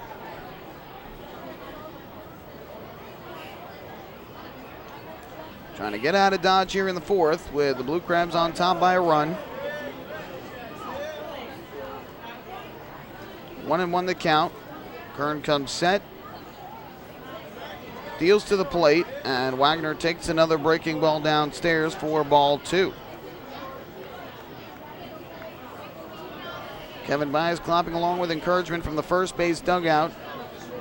Trying to get his pitcher out of further trouble. A double, a single, and a sac fly in the inning have produced a run. And a hit by pitch has put runners at first and second with 2 away.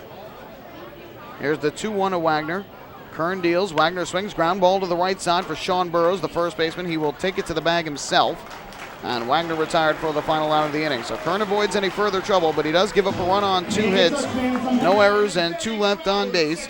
And after 3.5, Southern Maryland leads it 1-0. Hey fans, this is right-handed pitcher Frank DiGiulio, and you're listening to Ducks Baseball on Long Island's home for news, traffic, and weather, 1039 LI News Radio. Hey, Ducks fans, the official hotel of the Long Island Ducks is the Upsky Long Island Hotel in Hauppauge. It's centrally located on the north shore of Long Island and offers a home away from home for both business and leisure guests. The Upsky Long Island Hotel features an indoor pool, 24-hour business center, a fitness center, and complimentary Wi-Fi in all guest rooms. Enjoy the contemporary American cuisine at the Fountain Grill restaurant or grab a quick bite to eat at Cafe Pronto. Best of all, it's only minutes from Bethpage Ballpark. The Upsky Long Island Hotel, the official hotel of the Long Island Ducks. Call 231-1100 today. That's 631-231-1100. Family fun every time. Beautiful evening for baseball.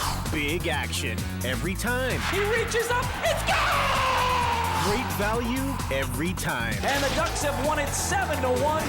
The Ducks schedule is loaded with new promotions this season. And with an average ticket price of just $10 and free parking, there is no better value on Long Island. For game times and tickets, visit liducks.com. Long Island Ducks Baseball. Good times every time.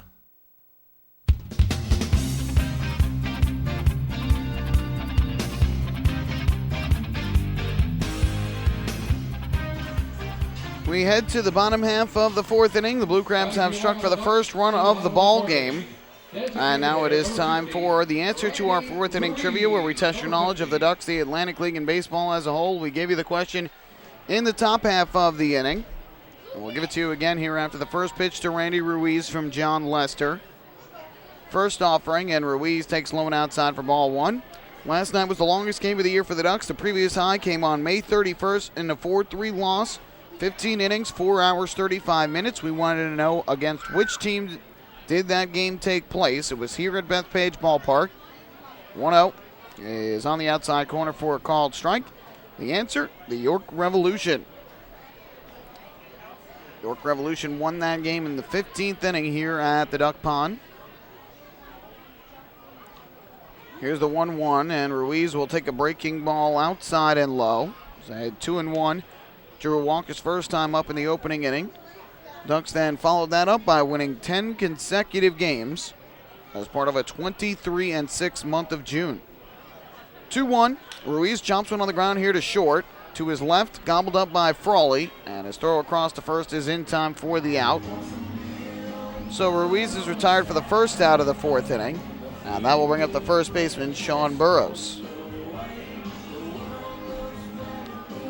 Reese now 0 for 1. Duck first base number 25, Sean Burrows, number 25. And up to the plate steps Sean Burrows, who will bat from the left side for the Ducks. Came up in a big situation in the first inning, could not come through as he hit the ball hard on the first pitch that he saw, but grounded into a 4-6-3 double play. First pitch here, and he takes off the outside corner for ball 1. Burrows entering at .354, 4 homers, 47 RBIs combined between the Ducks and the Bluefish. The 1-0 is low again. This one skips away from the catcher. And it's 2 balls and no strikes on Burrows, who last night was 1 for 4 with a walk and got pinch run for late in the game. To give the Ducks some more speed on the bases, the 2-0 ripped on the ground to the right side. Nelson over in the hole, knocks the ball down, recovers his throw to first just in time. So Nelson is able to retire Sean Burrows on the ground out to second. Ruiz and Burrows set down, and with 2 away in the 4th, that will leave it up to the catcher, Mike Blank. Florida catcher number 9, Mike Blank, number 9.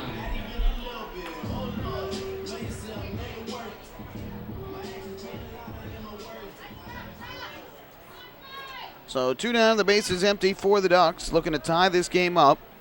And the first pitch on the way from Lester to Blank is a breaking ball over the inside corner for strike 1.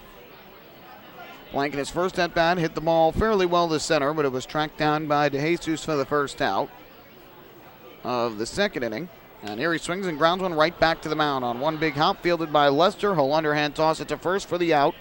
And the Ducks go quietly in the 4th inning.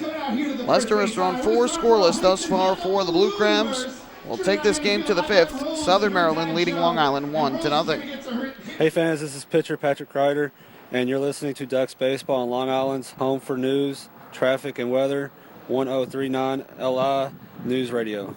Beautify your patio, walkway, driveway, or pool surround with Nicoloc paving stones and walls. Nicoloc's specially formulated paver shield offers extra surface wear protection and color enhancement throughout the thickness of the paver. Paver shield guarantees that your pavers will look great for years to come. Bring home the elegance with Nicoloc. Visit the Nicoloc Design Center, Sunrise Highway, Lindenhurst, or Nicoloc.com. Let Nicoloc pavers pave your way. Enjoy the ultimate VIP fan experience at Bethpage Ballpark this season by taking in a Ducks game from the brand new Trout Town Fan Can. Presented by Roscoe Beer Company, the Fan Can is available for rental at all Ducks home games. It features 12 Dream Seat theater-style padded seats, beverage holders, an air-conditioned atmosphere, and an incredible view of the game. Packages are now available with food and beverage included. To reserve your Fan Can outing today, call the Ducks Group Sales Department at 631-940-3825. The Trout Town Fan Can at Bethpage Ballpark. Your VIP experience has arrived.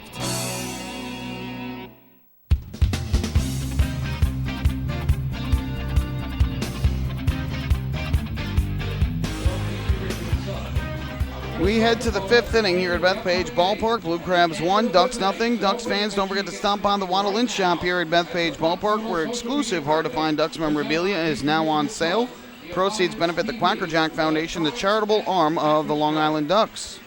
Right outside the Waddle Lynch shop tonight, fans can place their bids from now through the end of the 7th inning, top half of the 7th inning. At the 7th inning stretch, bidding is over, and fans can bid on the game-worn jerseys worn by the Ducks tonight as part of Prostate Cancer Awareness Night here at Bethpage Ballpark. First time ever wearing these special powder blue jerseys.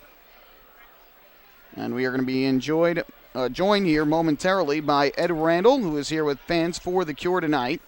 And the first pitch was taken for a called strike by Grant Sawatsky. Ed, thanks so much for joining us here for another Prostate Cancer Awareness Night at Bethpage Ballpark. Always great to see you around the ballpark. Great to be with you, buddy. Thank you for having me. Absolutely. Count 1-1 on Sawatsky, the 9-hitter and third baseman who grounded out to short his first time up. Again, 1-0, the Blue Crabs lead it in the top half of inning number 5. And Bruce Kern's 1-1 is swung on and lifted in the air to center field. Drifting backwards is Delta Cleary Jr., and just to the left of the batter's eye, he'll make the catch for the first out. So Ed, just talk to us about why prostate cancer awareness is so important and why you do your annual ballpark tour every year to help spread the word about it. Well, it's very simple. It's about saving lives, and September is Prostate Cancer Awareness Month, so it's apropos that we're here. And I want to take a moment to thank Mike Pfaff and all the wonderful people, including yourself, who have opened their doors to us to allow us to have this extraordinary night, and also my friends at Winthrop University Hospital who are here doing a free screening. Yeah, I believe that's the first time that they've come here to do one of the free screenings at the ballpark, right? It is. That's a great thing. Dr. John Haas is here, one of the leading proponents of cyberknife surgery. The 0-1 is lined into center field by Anton DeJesus, the center fielder, so he has himself his first hit of the game. Second time he's been on base, 1 on, 1 out. So it's a very special night, and the players wearing blue, which is indigenous to prostate cancer awareness. So it's just a terrific night. And you've got on one of the commemorative T-shirts that were given out to the first 1,500 fans tonight that say Prostate Cancer Awareness Night with the Ducks logo and a blue ribbon around it with today's date in Bethpage Ballpark. It's always such an important night to see. I know you have a concourse table located out by the West Gate where you've had a lot of information about prostate cancer, including some statistics about it. Why don't you tell the fans that are listening some of the key stats about prostate cancer? Well, here's what you've got to know, that in the time in which it will take you to broadcast this ball game, 72 men across the country will be diagnosed with prostate cancer, and 9 others will die, 1 for every inning that you broadcast. Prostate cancer is epidemic. It'll be an 0-1 here from Kern to Stevenson. And pitch is ripped on the ground, foul, first base line. 1 in 6 Caucasian men, 1 in 5 Hispanic men, 1 in 4 African American men will be diagnosed with prostate cancer in their lifetime. As you look out from your broadcast perch here, just look at any random row. 1 in 6 white guys, 1 in 5 Latinos, 1 in 4 African American men will be diagnosed with prostate cancer. Compare that to breast cancer, 1 in 8 women. A man is 33% more likely to be diagnosed with prostate cancer than a woman is breast cancer. A lot we have of times, more cases and we have more deaths. Yeah, a lot of times people don't know about that. We had our breast cancer awareness night here at Bethpage Ballpark on Tuesday evening as the 0-2 is fouled off again to the first base side. A lot of people just don't know these stats, but it really does hit you when you hear them. And last night we had a 16-inning game here, so take those numbers that you just reeled out over how many over the course of one baseball game, and you can almost double them. And it's really scary to hear, and the amount of people that get affected by it every year. I know there was a gentleman who threw out a ceremonial first pitch tonight who's been affected by prostate cancer. Mike has been diagnosed with prostate cancer, and we believe at Ed Randall's Fans for the Cure and Zero Tolerance. I have 29,480 reasons for being with you on the air tonight. That's the number of men who, in the last available statistics of 2013, died of prostate cancer. Wow. Casey Stevenson lifts one in the air to right center field. Delta Cleary Jr. moves to his left to make the catch, tracks it down for the second out of the inning. Where can fans go if they want to learn more about your organization, Ed Randall's Fans for the Cure, and find more information about prostate cancer awareness and how they can find out how to get tested for this disease? Our website at fansforthecure.org, using the numeral 4, fans, plural, the number 4, followed by the words thecure.org, is a repository of prostate cancer information. To satisfy the guidelines for prostate cancer awareness and education. First pitch here, misses low, scooped out of the dirt. Ball 1 to Zach Wilson, who was 0 for 2. To satisfy the guidelines for prostate cancer awareness, our charity advocates that beginning at age 40, men every year have a consultation with their doctors, do a simple PSA blood test and a digital exam, which will save your life the way it saved my life, because I left the best stat out.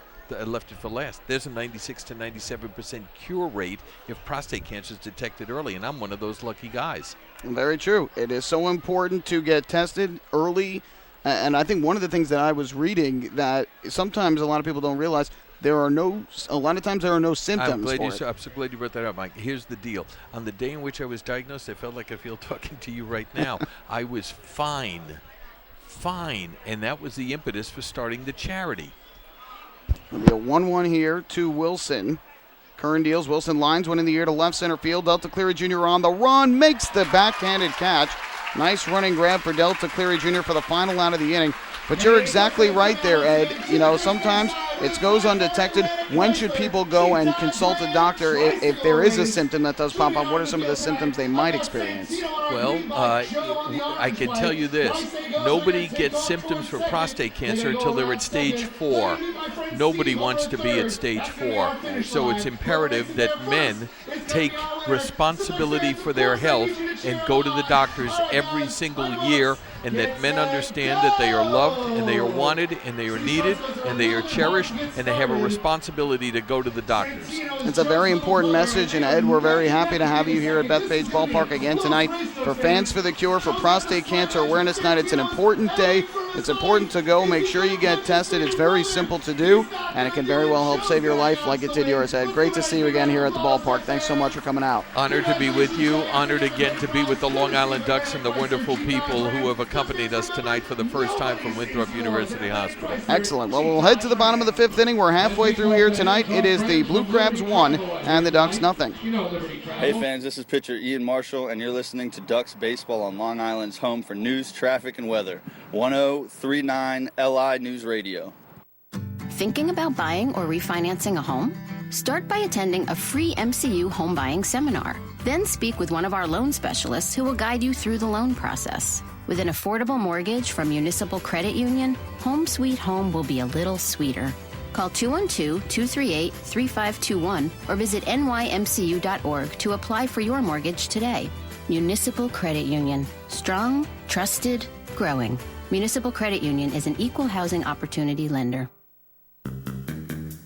Take your group out to the ball game this season and enjoy all the fun of Ducks baseball at discounted prices with the Hebrew National Picnic Area, luxury suites, the Smokin' Owls Party Deck, the Trout Town Fan Can, and so much more. Bringing your group to the game will be an unforgettable experience. The Ducks even offer opportunities to sing the national anthem, serve as the Ridgewood Savings Bank color guard, be the Nicolak Dream Team, put on a pregame performance, or shag fly balls during Ducks batting practice. To book your outing today, call 631-940-3825 and ask for the group sales department. Long Island Ducks Baseball. Good times every time.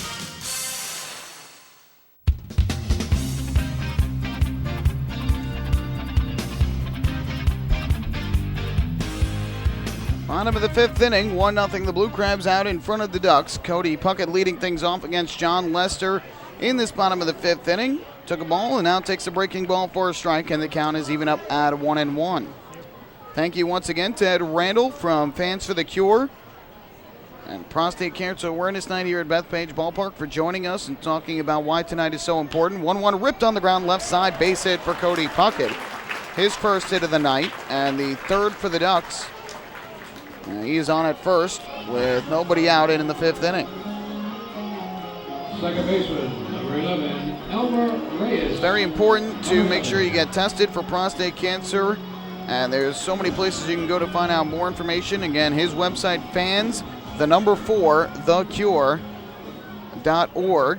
You can donate today to help save lives by texting the word men to 41444.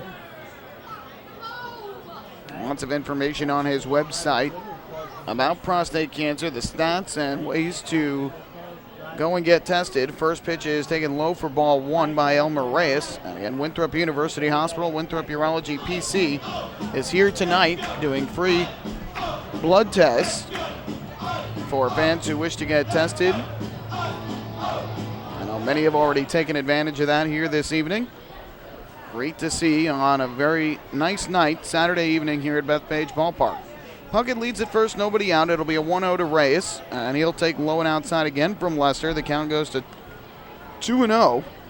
Lester so far at 59 pitches, 34 for strikes as he begins this bottom half of the 5th inning, and the Ducks looking to get some offense going. They had the bases loaded, 1 out in the first, couldn't score. Since then, just 1 base runner, or now 2 with Puckett's single. 2-0 ripped in the air to shallow center. Anton DeJesus racing in, still coming on. He can't make the catch. It drops in for a base hit. Puckett will stop at second base, and Elmer Reyes has his first hit of the night. And 5th as a Duck. And Long Island set up first and second with nobody out for Anthony Vega. Low to the field, number 17, Anthony Vega, number 17. Well, let's see what Kevin Baez has Vega do here. Struggled last night at the plate. He was 0 for 6.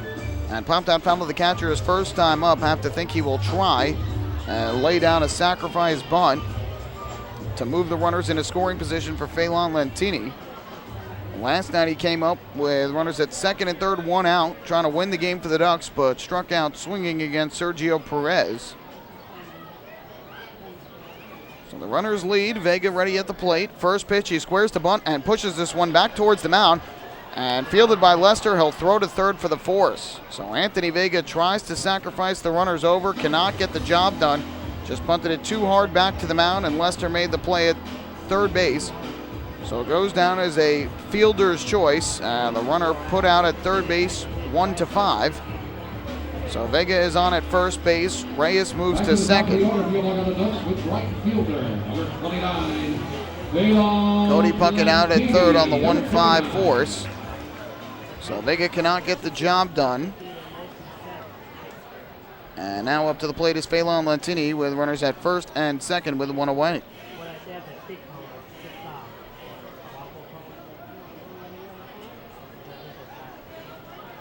First pitch upcoming to Lentini, who is 0 for 2. Lester kicks and fires, and Lentini takes low. The count 1-0. Lentini struck out in the first inning, swinging. One of 3 strikeouts on the night for Lester. Or check that, 2 I should say, but he has not struck out anybody since that opening inning. Grounded out to short in the third inning. Reyes leads at second, and Vega at first. Here's the 1-0, and Lentini swings, pops it up foul, first base side. Wilson chasing to the stands. This will be out of play, well back into the seats, and the count even up at 1 ball and 1 strike. Ducks offense has been quieted over these last couple games, comparatively to the first 2 games of the homestand, and Long Island trying to break out. They have an opportunity here, first and second with 1 out. 1-1, and Lentini takes low and outside. Good eye from the Ducks right fielder. 2 balls and a strike on Lentini. Delta Cleary Jr. waiting in the on-deck circle.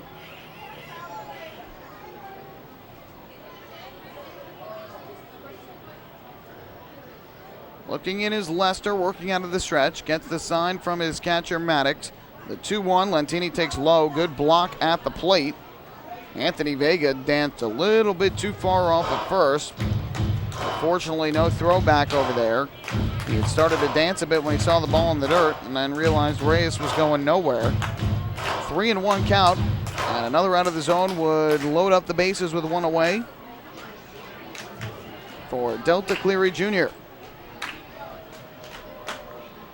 From the stretch, the 3-1 pitch. Lentini swings, lines one into left center field. On the run is the left fielder, Walton. He won't get it. It'll split the outfielders and go to the wall. Into score is Reyes. Into score is Vega. It's a 2-run double for Phelan Lentini, and the Ducks go in front 2-1 in the bottom of the 5th inning. Well struck ball by Phelan Lentini. Got a breaking ball out over the plate on a 3-ball, 1-strike pitch. Good hitter's count, and he drilled it into the left center field gap. No chance for Walton or De Jesus to get to it. So for Lentini, it is his 10th double of the year, RBI 16 and 17. And the Ducks are able to finally crack through against John Lester, and they lead it 2-1. Now Delta Cleary Jr. to the plate. Switch hitter batting from the left side. He has struck out but reached base and doubled in the game. First pitch, and he swings and lines one foul, third base side. And the count is 0-1. For Reyes, his 3rd run of the season, and for Vega, his 42nd. So Lentini picks up Vega after he's unable to get the sacrifice bunt down. Here's the 0-1. Cleary Jr. swings, lifts this one again down the left field line, slicing into the seats. Nice grab by a fan down there past the third base camera well. And the count 0-2 on Cleary Jr., who extended his hitting streak to 20 consecutive games back in the 3rd inning with his double. Longest hitting streak by a Duck this year, longest active hitting streak in the Atlantic League. Here comes the 0-2, and Cleary Jr. takes a fastball up high. Going to run the count to 1-2. Still only one out in the inning. The Ducks would like to get Lentini home from second and balloon their lead to 2.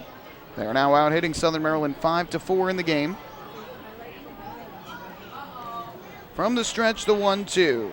Here's the kick and the pitch, and Cleary Jr. swings and slashes one foul over the head of Kevin Baez, coaching down at third and into the third base camera well. Ducks head groundskeeper Isaiah Leanow got the ball, flips it to a fan in the stands. Lentini with good speed at second base, 1 out. Scored 3 runs last night, trying to score 1 here tonight. The 1-2 is swung on and missed for strike 3. No, he fouled the ball off. So Cleary Jr. stays alive at the plate. Fouled the ball into the dirt there. Thought that Maddox had come up with it, but I guess he did not. Hard for us to see from behind here at home plate.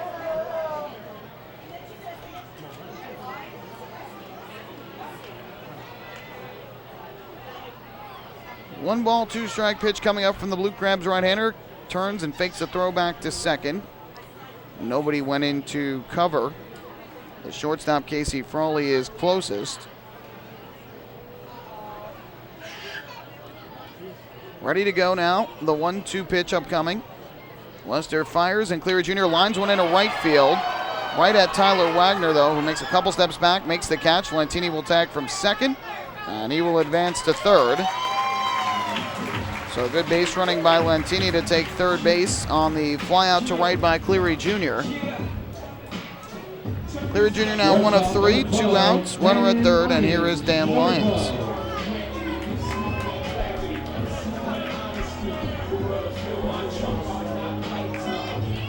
Five-second station identification here on LI News Radio.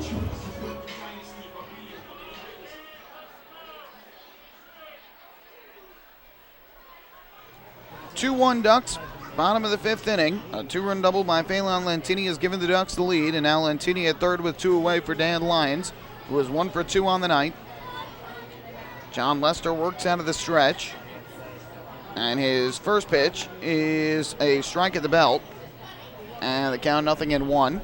Lyons a single through the left side back in the first inning, and then flew out to right field in inning number 3. Lester comes set, looks to third, now has 0-1, and Lyons takes again another fastball. That's on the outside corner for a strike. Count 0-2. Lester's pitch count now up to 74 for the game, 45 for strikes. Lester trying to ratchet up his pitch count here with his 5th inning. Lyons the 6th man to bat in the frame. Now the 0-2 takes the pitch, and this one just a little bit off the outside part of the plate. As Lyons gets on, Randy Ruiz would be the next hitter.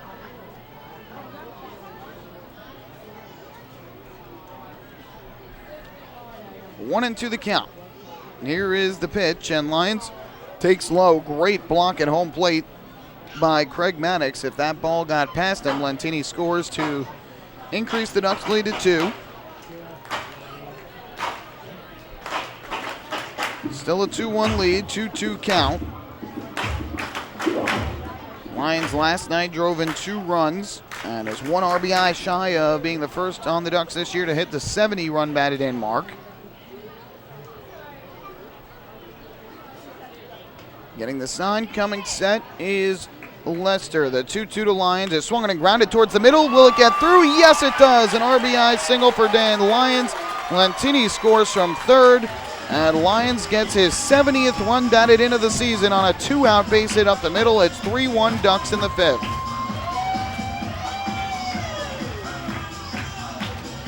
The MVP candidate comes through again with 2 outs for Long Island. Got behind in the count 0-2, worked the count even, and grounds a base hit back up the middle. Out of the reach of the shortstop, Frawley. Lentini scores his 21st run, Lyons his 70th RBI. And it is a 3-1 game, and now Randy Ruiz to the plate. First pitch, and Ruiz takes the fastball up high for ball 1. Ruiz 0 for 1 with a walk tonight. The walk coming in his first at bat back in the first, or I should say first plate appearance. And then a ground out to short in the 4th. Lions leads at first with 2 down, the 1-0, and Ruiz, takes the breaking ball over the inside corner for a strike, teaming up the count at 1-1. Ducks now with 6 hits in the ball game to 4 for Southern Maryland.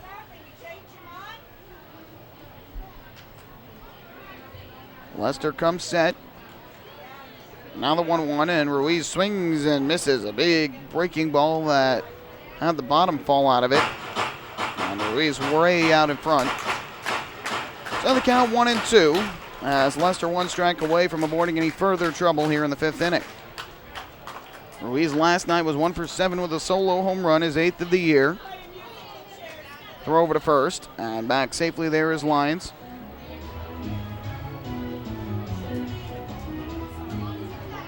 Two teams will have a quick turnaround tomorrow, 1:35 start on a Sunday Family Fun Day, then 1:35 on Monday for Labor Day. Lions goes, Ruiz swings, grounds one to the left side. The shortstop Frawley on the backhand fields and makes the long throw across in time for the out. And that'll retire the side in the 5th inning, but not before the Ducks take the lead. They get 3 runs on 4 hits in the inning. No errors, and they leave 1. And after 5 innings of play, it is now the Ducks in front, 3-1 over the Blue Crabs. Hey fans, this is Blake Davis, and you're listening to Ducks Baseball, Long Island's home for news, traffic, and weather, 103.9 LI News Radio. The results are in. PSEG Long Island is delivering 99.9% reliability. We got there by strengthening equipment and clearing trees along power lines across our area. And our new outage management system will continue to ensure improved communications and faster restoration. 99.9% reliable. It's one more way we're serving you better. Discover how we're improving every day to bring you better service at www.psegliny.com/reliability. M&V Limousines is the official bus company of the Long Island Ducks. Family owned and operated, they've been in the business for over 23 years. M&V Limousines offers coach buses with Wi-Fi and restrooms, party buses, exotic limousines, and so much more. Whether you're looking for transportation for weddings, proms, corporate outings, or long-distance trips, they've got the right vehicle for you. Visit their showroom in Comac or check them out online at mvlimo.com. M&V Limousines, the official bus company of the Long Island Ducks.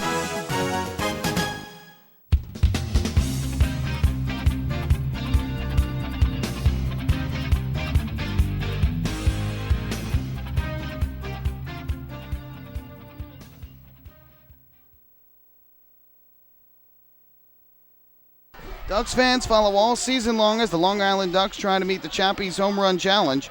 If the Ducks hit 100 home runs, Chappie's Funeral Homes will donate $5,000 to the Quacker Jack Foundation. Chappie's Funeral Homes, where caring for others is our family tradition. So we go to the 6th inning. The Ducks put up a 3 spot in the bottom half of the 5th in support of starter Bruce Kern, who's about to begin his 6th inning of work, and they take a 3-1 lead.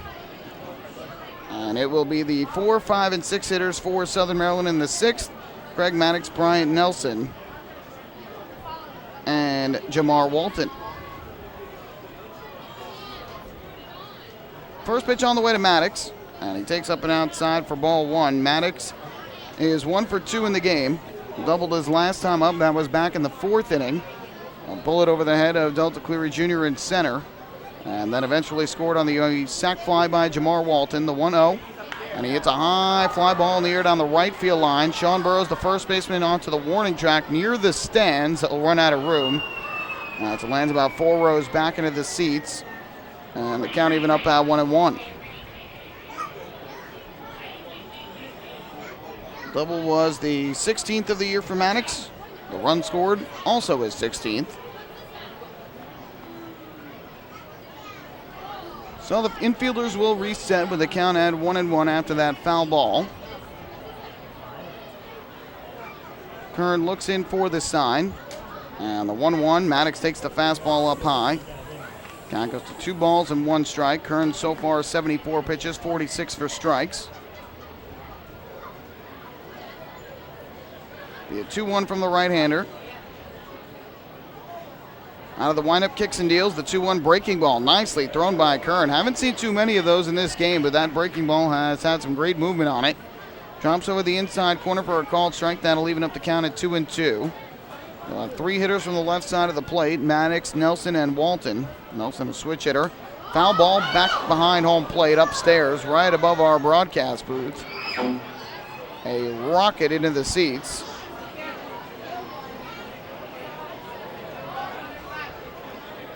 And we'll do it once again with 2 balls and 2 strikes. 2-2 on the way. Big curveball hit on the ground to the right side of the infield. First baseman Sean Burrows fields the shovel pass to Kern at first, is in time for the out. Nice play by the right side of the infield. And Maddox retired for the first out. That ball was not hit very hard at all. So Burrows had a pretty decent ways to go to get it. And Kern had a race over there to first in time, made the stretch.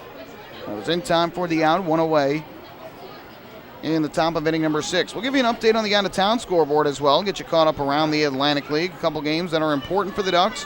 One is in York, Pennsylvania, where the Revolution and the Bluefish are tied 1-1, bottom of the 7th inning. First pitch on the way from Kern to Nelson, and this is popped in the air foul, third base side out of play. Corey Reardon, the starter for the Bluefish, and Matt Neal for the Revolution. York's RBI coming off the bat of Telvin Nash, while Bridgeport's coming off of the bat of Jody Valdez. And again, that game 1-1. Bridgeport entering today a game behind the Ducks for second place in the division, 3 behind first place Somerset. You go 1. Breaking ball on the ground to second base. Elmer Reyes gobbles it up. And his throw over to first is in time for the out. 1 second baseman grounds out to the other. And 2 away here in the 6th inning. Other game that's important to the Ducks going on in Sugar Land, Texas, where the Patriots have a 1-0 lead over the Skeeters. Bottom half of the 4th inning. The loss by the Patriots would help the Ducks creep closer to first place. A win would help the Patriots maintain their first place lead and give the Ducks more of an opportunity to gain the wild card. First pitch to Jamar Walton is in for a strike. The count 0-1. Mickey Story, the starter tonight for the Patriots. For Sugar Land, it is a newcomer, Miguel Martinez, who is making the start. Somerset's lone RBI coming off the bat of another newcomer, that is Matt Fields. Pitch drops in for another strike. And the count is 0-2 on the left fielder, Jamar Walton, who has a single and a sac fly thus far tonight. Final game's in Lancaster, Pennsylvania, where the Barnstormers host the River Sharks as Kern misses with a high fastball. And in the top of the 4th inning, Camden has a 4-3 lead over the River Sharks. Daniel Herrera starting for Camden. Chad Beck starting for Lancaster. The 1-2. Breaking ball cut on and missed for strike 3. The ball got away to the first base side of home plate. Blank throws over to Burrows in time for the out. And Bruce Kern works a 1-2-3 inning in the 6th. Good shutdown inning for the right-hander after the Ducks scored 3 in the bottom of the 5th. We'll head to the bottom of the 6th now with Long Island in front 3-1. Hey fans, this is shortstop Dan Lyons, and you're listening to Ducks Baseball on Long Island's home for news, traffic, and weather. 1039 LI News Radio. James Simmons is going back. He is looking up, and on Park in the Park Night, that one is gone and reaches a kennel in Central Islip. That was another home run for the Ducks. And Duck fans, what's more fun than a home run that helps the Ducks win a game? How about a homer that helps the community win? Chappie's Funeral Home and the Long Island Ducks have once again teamed up for the Chappie's Home Run Challenge. If the Ducks hit 100 homers this season, Chappie's Funeral Home will donate $5,000 to the Quackerjack Foundation. So every time a Ducks hitter goes deep this season, watch for the Chappie's Challenge home run count on the scoreboard. And if we reach 100, we're all a winner. Chappie's Funeral Home, where caring for others is a family tradition.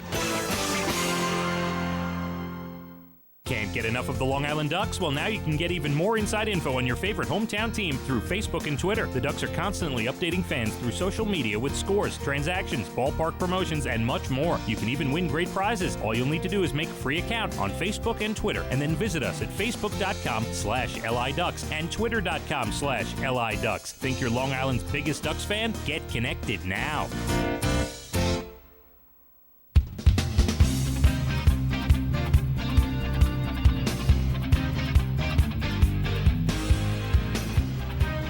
Bottom of the 6th at Bethpage Ballpark, Long Island Ducks with a 3-1 lead over the Southern Maryland Blue Crabs here in Game 2 of a 4-game series. It's actually getting a little bit chilly here at Bethpage Ballpark tonight,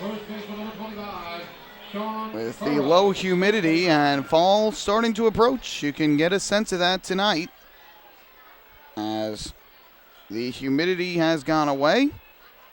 And it's a beautiful night, but A light jacket, not a bad idea on a night like tonight. First pitch to Sean Burrows. He bounces one to first. It's gobbled up by Zach Wilson. He'll beat Burrows to the bag.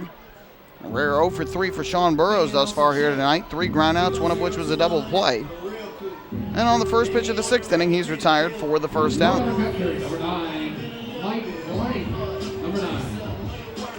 That'll bring up the catcher and 6-hitter Mike Blank, who will bat from the right side. He is 0 for 2. Burrows and Blank, the only 2 Ducks who have yet to reach base in this game. Vega did reach, but not safely. That was on a fielder's choice.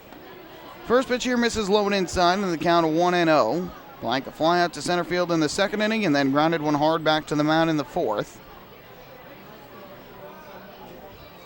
John Lester out for his 6th inning of work, and time called as he went into the windup. He's at 83 pitches right now, so that ground out to first on the first pitch, not helping trying to run his pitch count up. Here's the 1-0, and Blank takes the breaking ball upstairs again. It's 2 balls and no strikes. Lester, originally a draft pick of the Cubs back in 2000, the 11th round. 2-0. That breaking ball just missed the inside corner. Lester thought he had a strike. Did not get the call from the home plate umpire here tonight, Frank Urilli. So the count is 3-0. The kick and the pitch, and Blank takes all the way. There's a breaking ball strike over the outside corner. It'll be Blank, and then Cody Puckett. As the inning continues, Elmer Reyes. Good hitters count here, 3-1, and Blank takes another breaking ball that drops in for strike 2. So Lester's gotten the count back full after falling behind 3-0. Now the payoff pitch will come in this righty-righty matchup. Here's the 3-2 offering, and Blank will swing and foul this one over the screen and off the facing of the club level back behind home plate. And now a mad dash for the baseball, and a lucky fan comes away with it.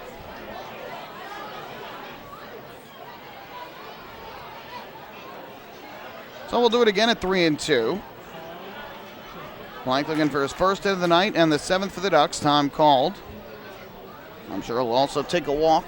Drew 3 walks a couple nights ago. Now Lester's payoff pitch. Once again, it's low, ball 4. Trying to throw the breaking ball in once again, but it missed low. And for Lester, that is his 2nd walk allowed of the game. It's another Municipal Credit Union walk with a purpose. Every time a Ducks batter walks, the Quackerjack Foundation wins. Ducks had just 1 walk in 16 innings last night. Tonight, they now have 2 in 5 1/3 innings. Number 2.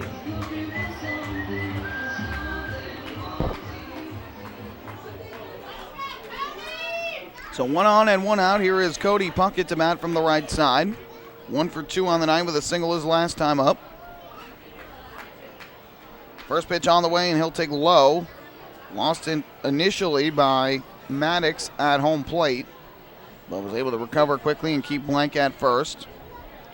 So the count 1-0 on Puckett, who opened the 5th inning with a single through the left side. First time up was in the 2nd when he grounded out to short.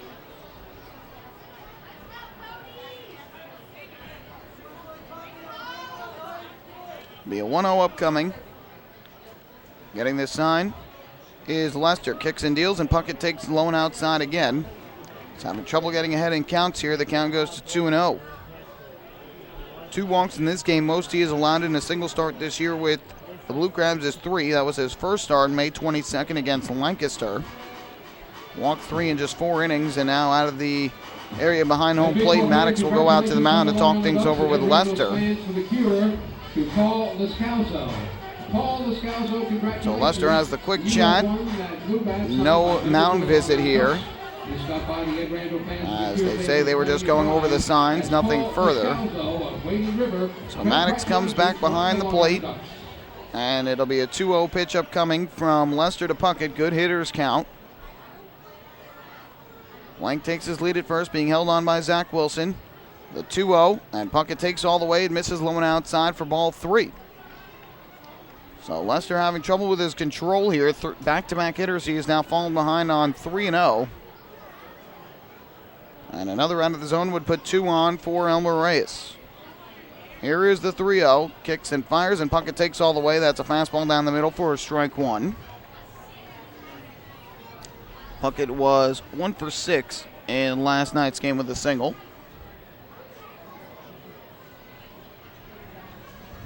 Blank leads the 3-1. Here it comes, and Puckett takes low and outside, ball 4. Back-to-back one-out walks by John Lester. Ducks showing good patience here the last 2 hitters of this 6th inning. Another Municipal Credit Union walk with a purpose. Every time a Ducks batter walks, the Quackerjack Foundation wins. And that walk is going to bring manager Stan Clyburn out to the mound. He's going to point down to the bullpen and a call on a right-hander. So with Elmer Reyes coming to the plate, John Lester will be done here with 1 out and 2 on in the 6th inning. At 94 pitches, Lester departs. We have our first pitching change of the night with the Ducks leading the Blue Crabs 3-1 and threatening for more. Hey fans, this is Marty Jansen, and you're listening to Ducks Baseball on Long Island's home for news, traffic, and weather. 1039 LI News Radio. North Shore LIJ Southside Hospital in Bayshore is the healthcare heart of our community. We provide outstanding healthcare right here at home with centers of excellence in cardiology, orthopedics, neurosciences, women's health services, and much more. Experience counts, and North Shore LIJ Southside Hospital has been around for nearly a century of care. For more information, please call 631-968-3000 or visit us on the web at www.nslij.com. Family fun every time. Beautiful evening for baseball. Big action every time. He reaches up. It's gone! Great value every time. And the Ducks have won it 7-1. The Ducks schedule is loaded with new promotions this season. And with an average ticket price of just $10 and free parking, there is no better value on Long Island. For game times and tickets, visit liducks.com. Long Island Ducks Baseball. Good times every time.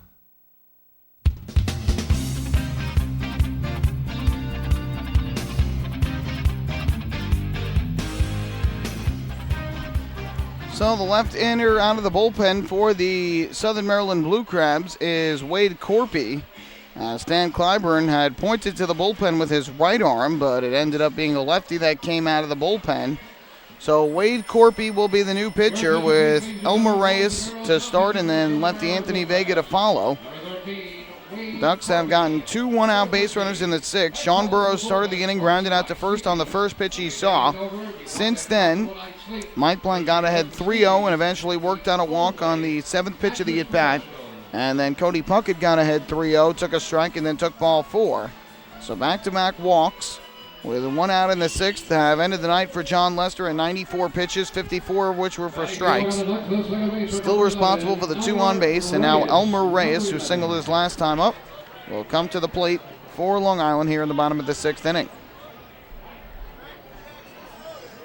So Corpy, who was not called upon last night in the 16-inning affair, called upon this evening, and the first pitch to Reyes is swung on and popped up in the air to right field. Moving in and towards the line is Tyler Wagner, and he will camp under it and make the catch for the first out. So after back-to-back hitters draw walks here in the 7th, new pitcher comes in, and the first pitch that Elmer Reyes sees, he pops out to right. So quickly the second out of the inning, and now a lefty-lefty matchup with Anthony Vega facing Wade Corpy. For Corpy on the year, he has made 28 appearances, 6 starts on the year. He is 4-3 with a 5.90 ERA and has 1 save. Corpy looks at second, deals to the plate, and Vega will swing and pop one up foul. Third base side, this will go back into the seats. So all of a sudden, the Ducks being very aggressive with the new pitcher into the game. And the count is 0-1. Vega today is 0 for 2. Popped out foul to the catcher in the 3rd inning. Tried to sacrifice the runners over in the 5th. And instead, it ended up being a 1-5 fielder's choice, but he would later score on the double by Phelan Lentini. Here comes an 0-1 from Corpy, and Vega will swing and pop it up foul again. Back behind the plate, third base side. And Anthony Vega quickly in an 0-2 hole. Started off red hot since rejoining the Ducks, but has cooled off since, hitting just .222 in his last 10 games. Blank will take his lead at second base. Puckett at first with 2 out. And it'll be an 0-2 from Wade Corpy to Anthony Vega. Left-hander gets the sign, comes set. Now the 0-2, and Vega will swing and pop it foul. Almost the exact same spot all three times. Upstairs, back behind the plate, just slightly off to the third base side.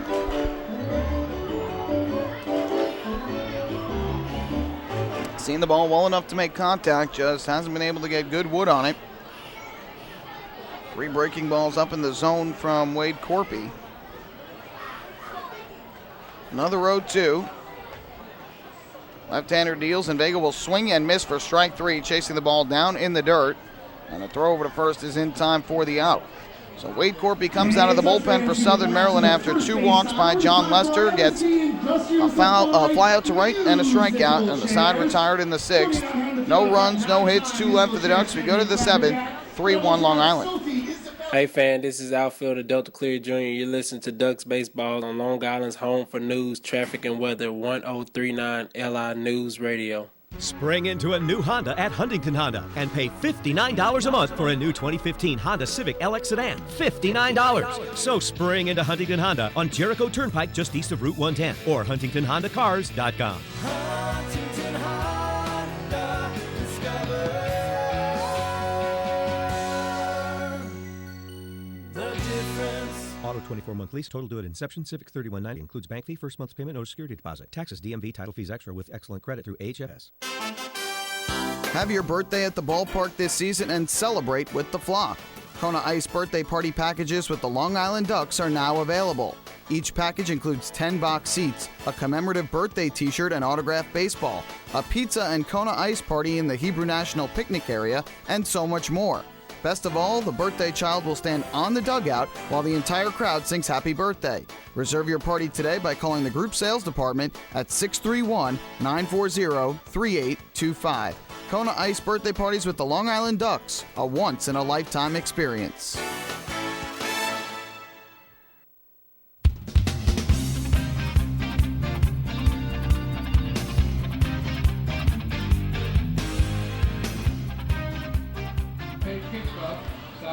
Well, we head to the 7th inning here at Bethpage Ballpark. Bruce Kern will stay in the game for his 7th inning of work. He has pitched very well tonight and will try and keep the Ducks ahead 3-1.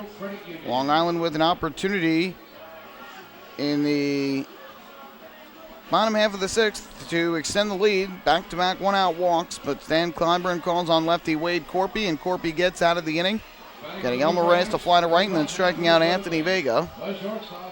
So we go to the 7th, and it'll be the bottom 3 in the order for the Blue Crabs: Casey Frawley, Tyler Wagner, and Grant Zawatsky. Kern at 83 pitches, 54 for strikes. First pitch on the way, and that fastball misses low for ball 1. Frawley today 0 for 1. He flew out to right field in the 2nd inning, then was hit by a pitch on his left side in the 4th.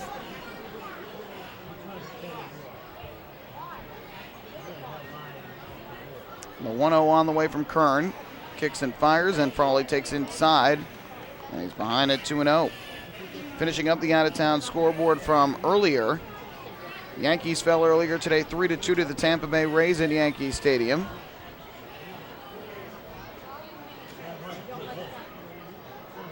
This pitch is in for a strike. Good fastball by Kern. Count goes to 2-1.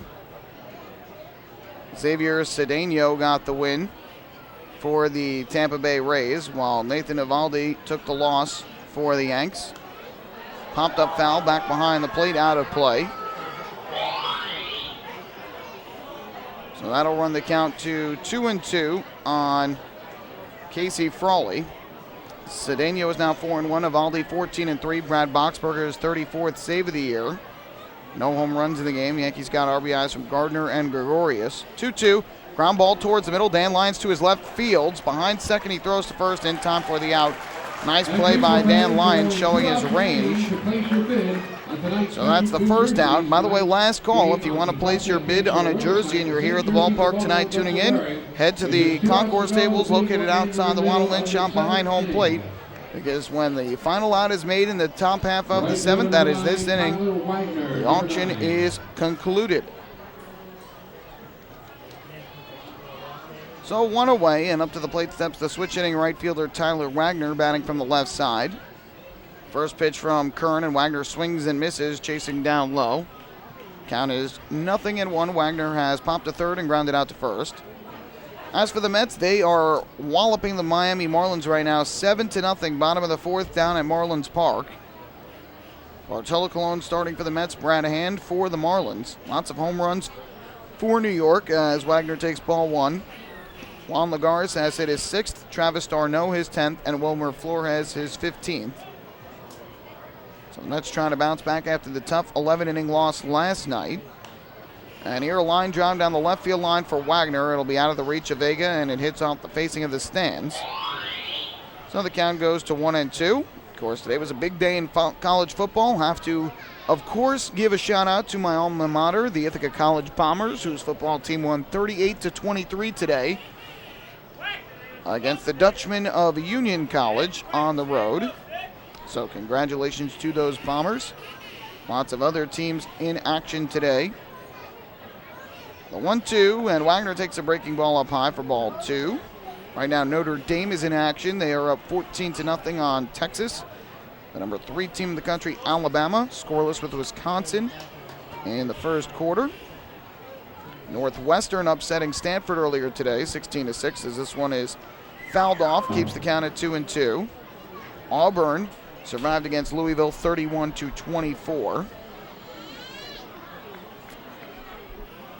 So lots of other action, and then Monday night, the defending collegiate champions, Ohio State University, will open their season at Virginia Tech.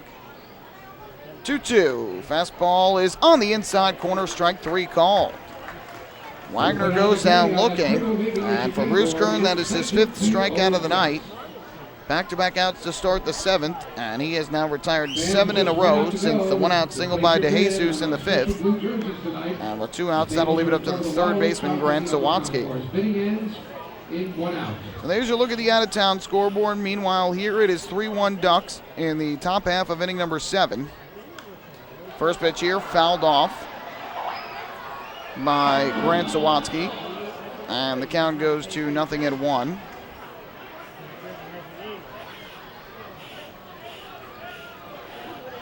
Zawatsky in the game 0 for 2.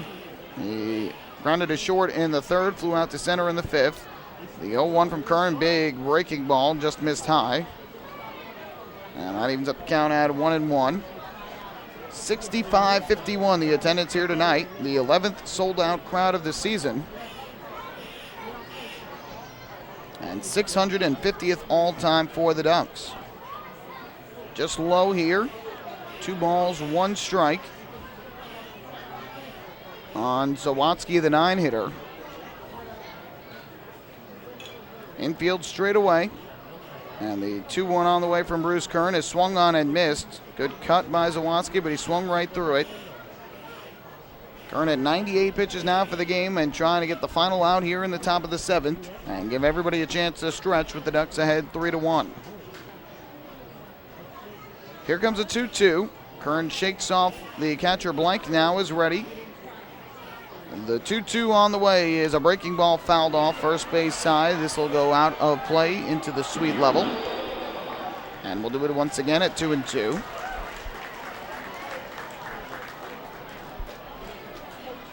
Ducks will send righty Ian Marshall to the mound tomorrow. The Blue Crabs will counter with righty Brian Grenning.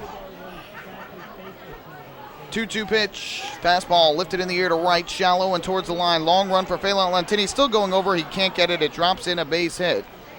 And Zawatsky is on with a 2-out bloop single down the right field line.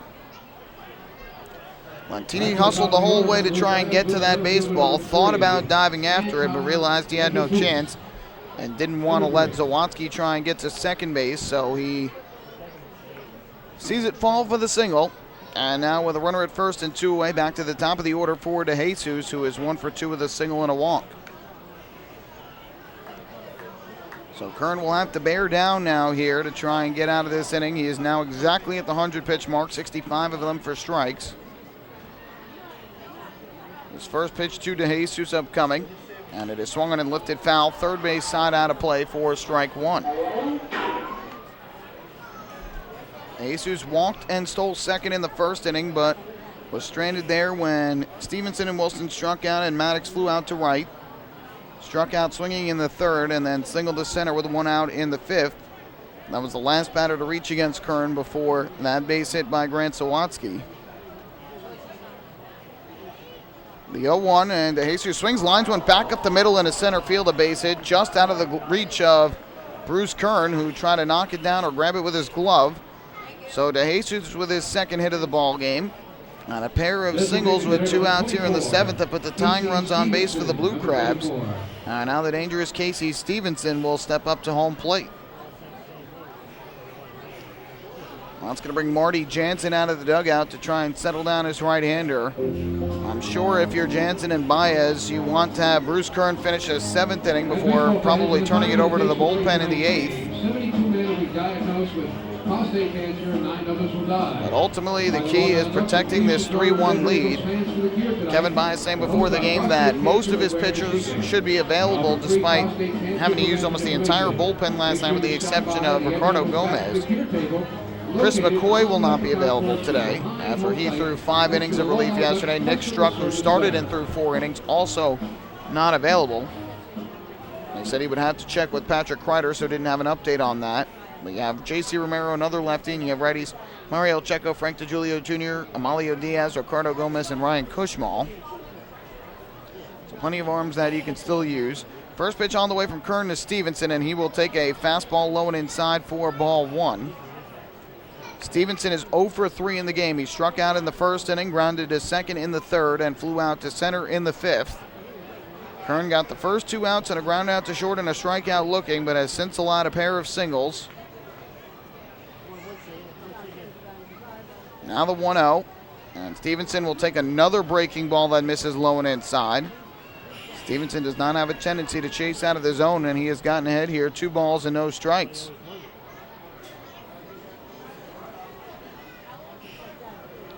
Dangerous pitch upcoming to Stevenson with 2 on and 2 out, trying to protect a 2-run lead. Kern gets the sign, comes set. The 2-0 pitch is low and inside again for ball 3. So Casey Stevenson has jumped in front 3-0 on Bruce Kern, and he is 1 pitch away from walking Stevenson to load the bases for Zach Wilson. Kern trying to get through this 7th inning, but struggling to get that last out. And now the 3-0 pitch from the right-hander. Looks to second, deals to the plate, and Stevenson takes all the way. It's a fastball strike over the outside corner, 3-1. And once again, another dangerous pitch upcoming. The 3-ball, 1-strike count. The runner at second base, Zawatsky. The runner at first, DeJesus. DeJesus has the better speed of the 2. The 3-1 pitch is low and outside, ball 4. So Bruce Kern allows the 2-out walk to Stevenson. 3 straight have reached with 2 outs here in the 7th inning. And the bases now loaded for Southern Maryland. And that'll bring up the first baseman and 3-hitter, Zach Wilson.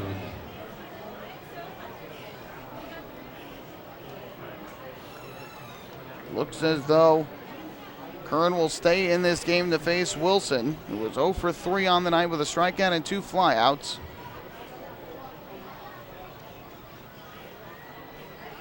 Right-hander gets the sign, comes set, and his first pitch to Wilson misses up and inside, ball 1. Now Kern having trouble finding the strike zone. Kevin Baez entrusting this to his right-hander to get through the 7th inning with the lead. Struggling to get the last out of the inning. And now it'll be a 1-0. Kick the pitch, and Wilson will take a breaking ball over the outside corner for a strike to even up the count at 1-1. Blue Crabs and the Ducks now tied in the hit column at 6.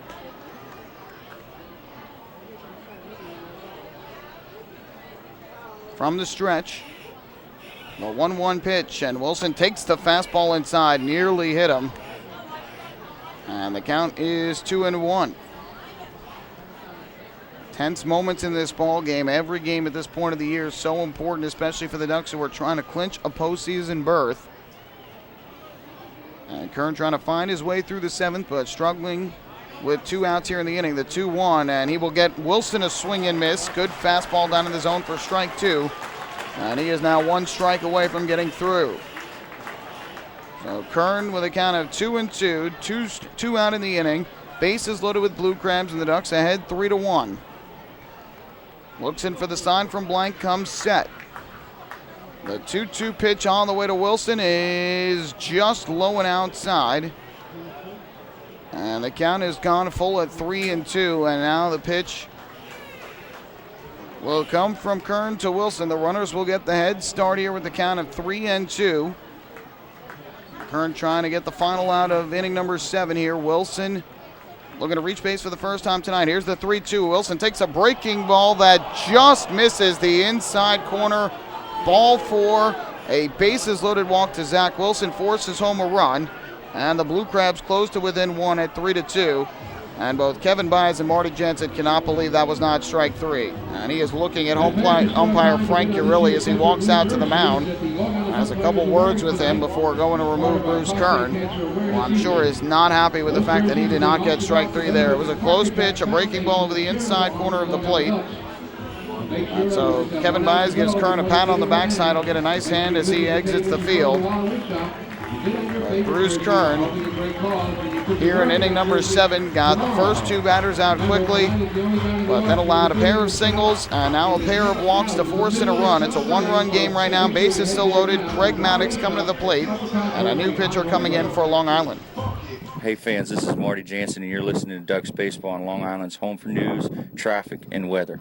1039 LI News Radio. North Shore LIJ Southside Hospital in Bayshore is the healthcare heart of our community.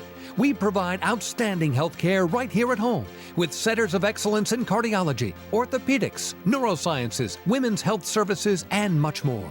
Experience counts, and North Shore LIJ Southside Hospital has been around for nearly a century of care. For more information, please call 631-968-3000 or visit us on the web at www.nslij.com. The results are in. Thousands of PSEG Long Island customers participated in our energy efficiency programs, saving nearly $35 million. Being energy efficient helps our environment too. Together, we've eliminated 21,000 cars worth of emissions in 2014. Thank you, Long Island. We're all making a difference. Discover how we're improving every day to bring you better service at www.pseglyny.com/efficiency.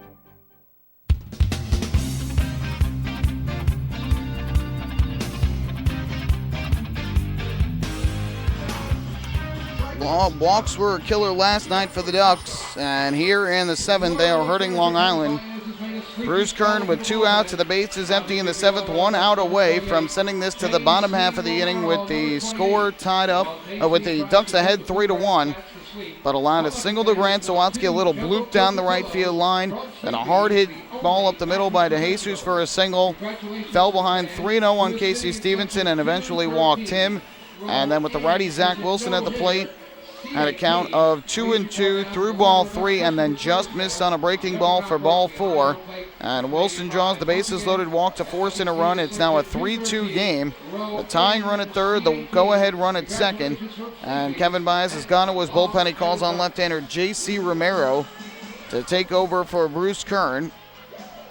And Kern ends up with 3 walks on the night and 5 strikeouts.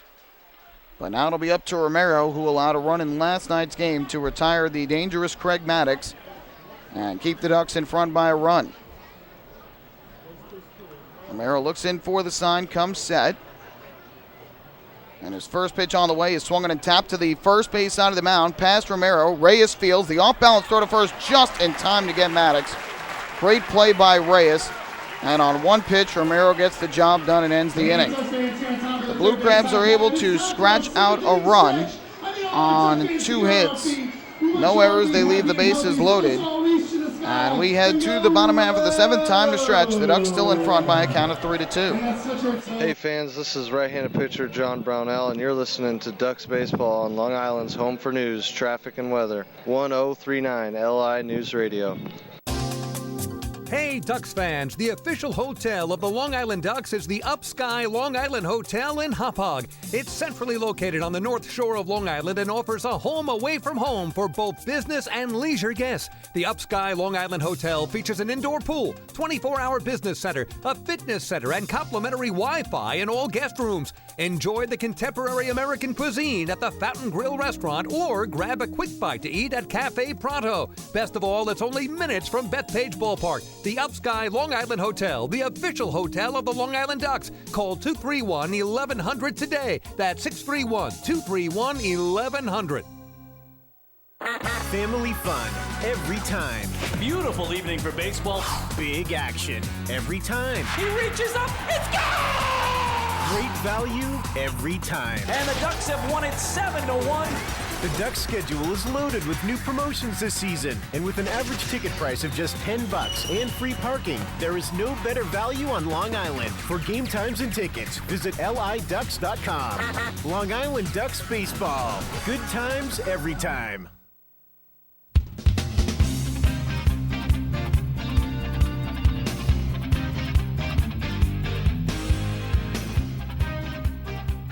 Well, we go to the bottom of the 7th inning. Things getting hairy for the Ducks in the top of the 7th. As Bruce Kern loses his control with 2 outs in the inning, allows a pair of singles and then 2 walks, one of which forces home a run. But ultimately, J.C. Romero comes in, throws 1 pitch, and Craig Maddox grounds out softly to second base. A good play by Reyes to get the out by a step or 2. And so the Ducks still lead it 3-2 as we go to the bottom half of the 7th inning. And for the Blue Crabs, Wade Corpy will stay in the game after getting Reyes on a flyout, and Vega on a strikeout to end the 6th inning and leave 2 Ducks runners on base. And now it'll be up to the Ducks to try and get that run back here in the bottom of the 7th inning. It'll be the top 3 in the order for Long Island: Lentini, Cleary Jr., and Lyons coming to the plate. First pitch on the way, and Lentini takes a strike over the outside corner, 0-1. Lentini is 1 for 3 in the game, had the big hit for the Ducks, the 2-run double in left center field in the 5th. The 0-1, he checks his swing, takes low and inside to even up the count at 1 ball and 1 strike. Maddox, I think, thought that was a second strike, but does not get the call, and now home plate umpire Frank Urilli goes to clean off home plate. And Maddox still seems to be having some words with him.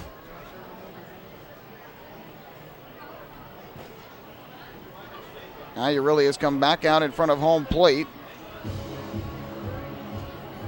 And he's gone out to talk things over with Wade Corpy. And boys and girls, we'd like to remind you that the Southern Maryland Blue Crabs... Not sure what is going on here, but he really went out, talked to Corpy after showing the baseball to Corpy, something like that. I really am not sure what just happened there, but either way, Urilli's back behind the plate, and we are ready to resume play after that delay. Here comes the 1-1 from Corpy to Lentini. Winds and fires, and Lentini will swing and foul this one off to the first base side out of play in the count 1-2. Everybody clap your hands.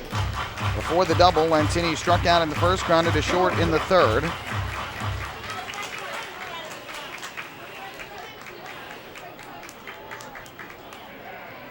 From the windup, the 1-2 pitch on the way, and Lentini takes inside. Good eye by the Ducks right fielder. The count is 2-2.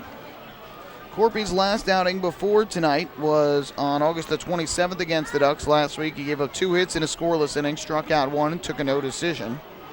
Here Lentini takes down in the dirt for ball 3. So that has run the count full at 3-2 as Lentini tries to work his way on a leadoff in the bottom of the 7th inning.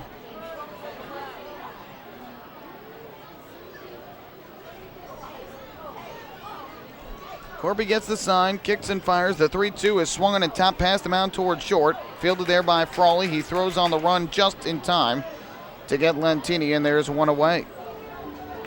So Lentini chasing out of the zone there, grounds to short, and that's the first out of the 7th inning. That'll bring up Delta Cleary Jr.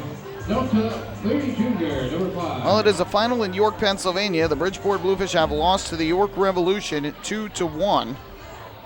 In the bottom of the 8th inning, an Eric Patterson solo home run off of Matt Neal, I believe, or check that, off of Corey Reardon of the Bluefish, ended up giving the Revolution the win. And so, if Somerset hangs on to win, Bridgeport would be 4 back of first place.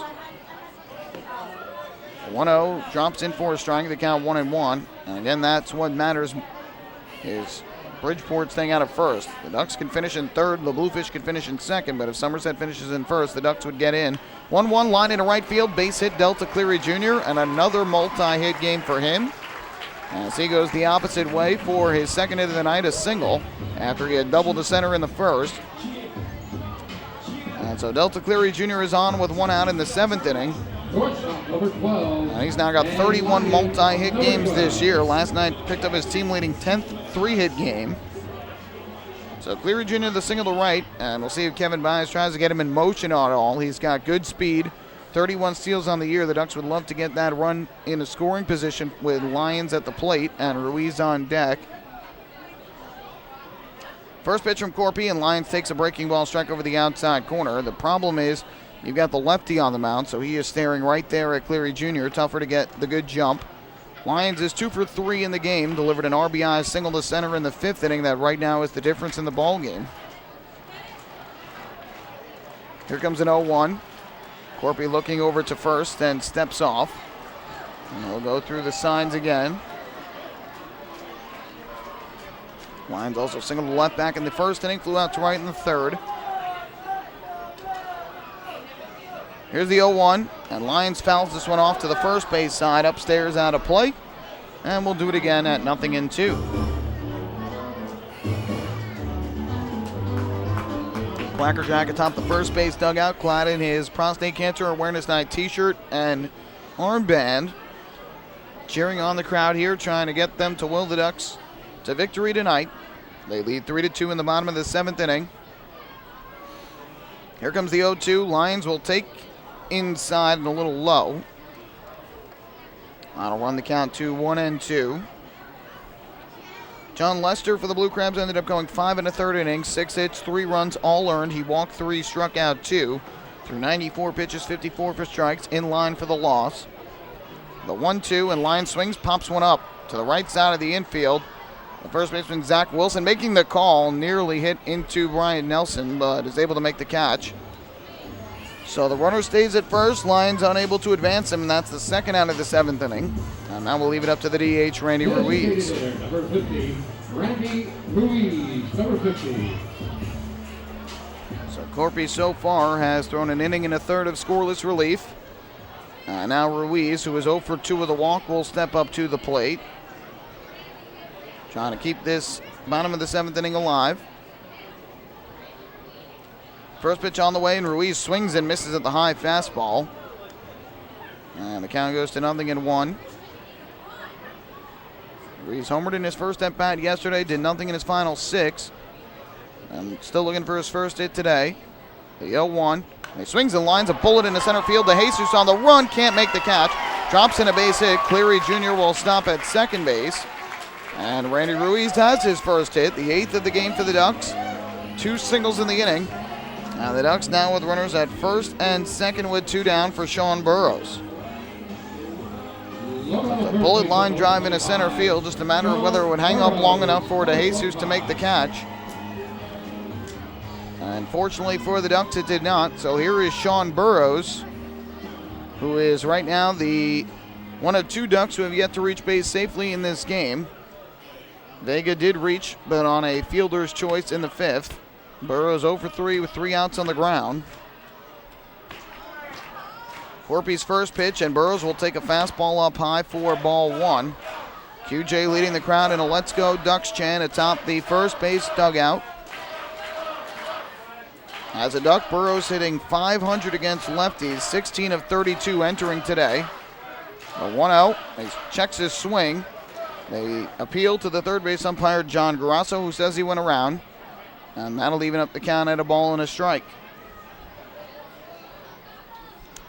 Good speed at second and Cleary Jr., not so much at first with Ruiz. Here's the 1-1. Corpy kicks and fires, and Burrows takes a fastball in for a strike. And now the Ducks first baseman behind in the count 1-2. Mike Blank would be next if the inning continues. Ducks lead it 3-2, trying to get the run back that they allowed in the top of the 7th inning. Here's the 1-2 from Corpy. Deals and Burrows takes this breaking ball up high. Had to back out of the way of it. Now leaving up the count at 2 balls and 2 strikes. We'll see who Kevin Baez goes to in the 8th, unless he sticks with J.C. Romero.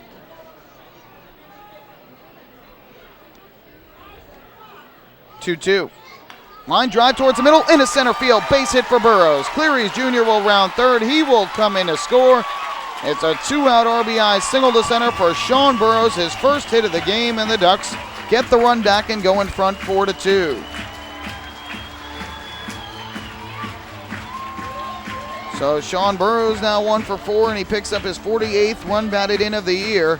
A hard liner up the middle and out of the reach of second baseman Brian Nelson. So 3 hits in the 7th for the Ducks, produced a run. Ruiz now at second. Cleary Jr. scoring his 58th run of the year. The Ducks now with 9 hits in the game. They get the 2-run lead back. And up to the plate will step Mike Blank, who is 0 for 2 with a walk tonight. First pitch, and Blank will take a breaking ball below the knees for ball 1. After getting out of the big jam in the 6th inning, Corpy allows a 1-out single, a 2-out single, and then the 2-out RBI base hit for Burrows.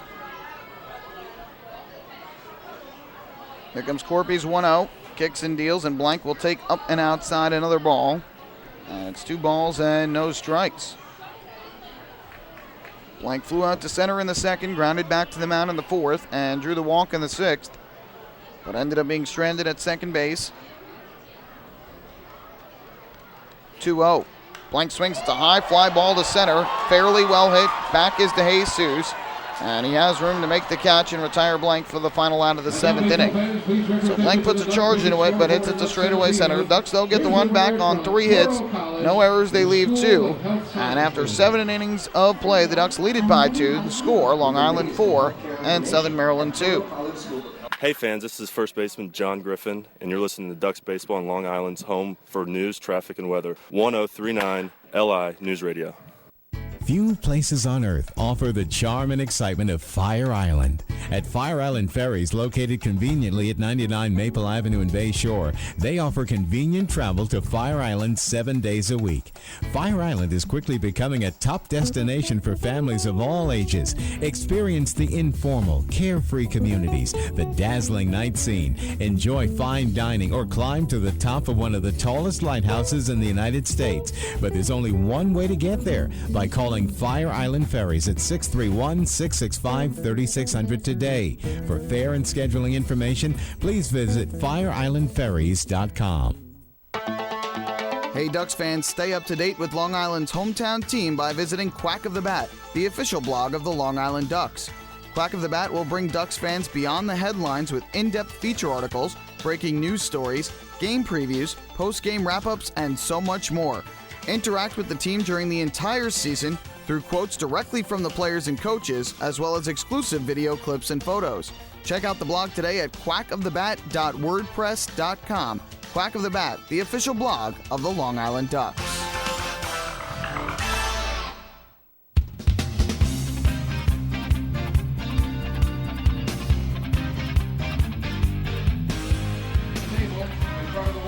We head to the 8th inning, and the Ducks in front 4-2. Kevin Baez will stick with left-hander J.C. Romero for another inning of relief after he got Craig Maddox to ground out to second base on the first pitch he threw in the 7th. With the bases loaded and 2 down, kept the lead, and the Ducks get a 2-out RBI single from Sean Burrows in the bottom half of the 7th to get the 2-run advantage back, and now Romero will stay in, and he'll face the switch hitting Nelson, the lefty hitting Walton, and then the righty hitting Frawley here in the top of inning number 8. Michael Pollock here with you. Thanks so much for joining us on your Saturday night, whether you're tuning in via the Ducks flagship radio station, 103.9 FM, LI News Radio, or on the Ducks official YouTube channel, youtube.com/DucksBaseball. So here's Brian Nelson to lead off. Tonight he is 1 for 3. And the first pitch on the way from Romero is lifted down the right field line, foul and out of play. The count 0-1. Nelson pumped out foul to third base back in the second inning. He singled through the right side in the fourth and then grounded out to second in the sixth.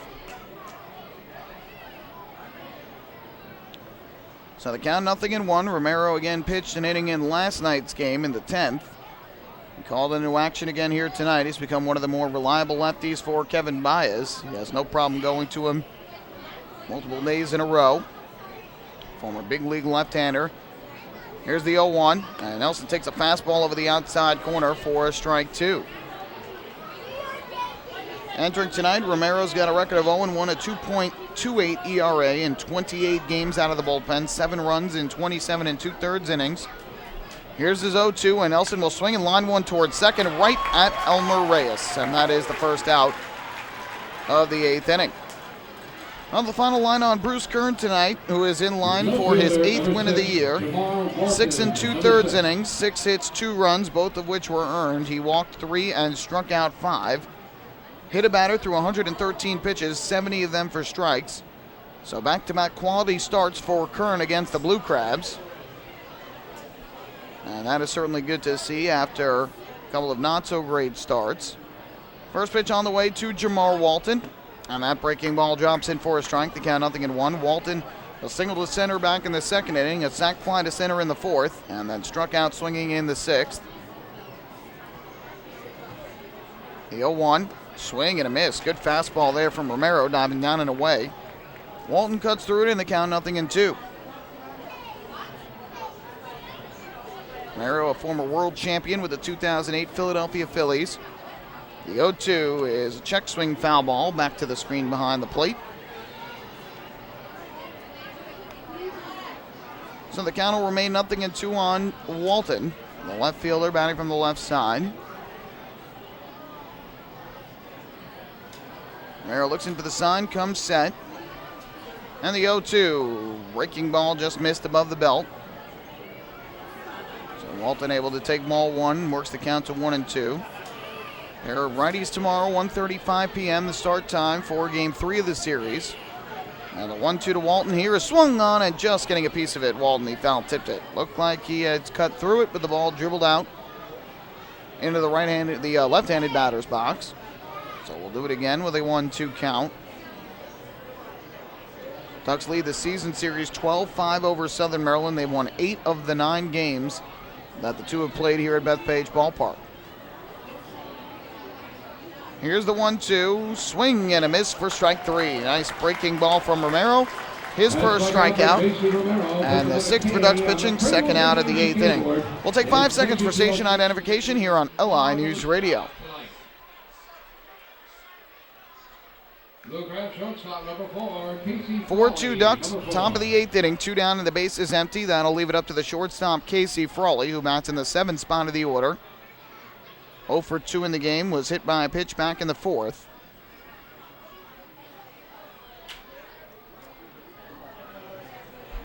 First offering on the way from Romero, and this is popped foul, first base side out of play. Count is 0-1 on Frawley.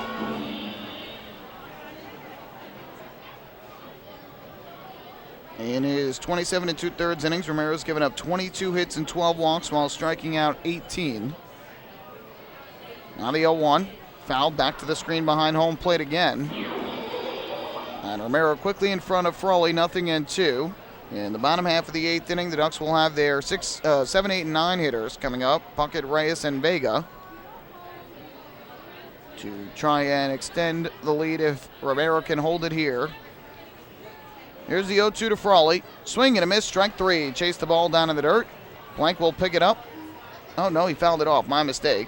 I thought the umpire had signaled as if to say he did not make contact with it. But instead he signaled foul ball. It was almost like a safe call rather than a foul ball call. But I guess it is a foul ball. So the count is still 0-2 on Frawley. Romero lines and fires, and this is lined into left field for a base hit. Romero upset with himself there that he allows that hit. You can visibly see his frustration on the mound. 2 outs, 2 strikes. Left the pitch over the plate. Frawley singles to left for his first hit of the game. And with 2 down, that'll bring up the right fielder, Tyler Wagner.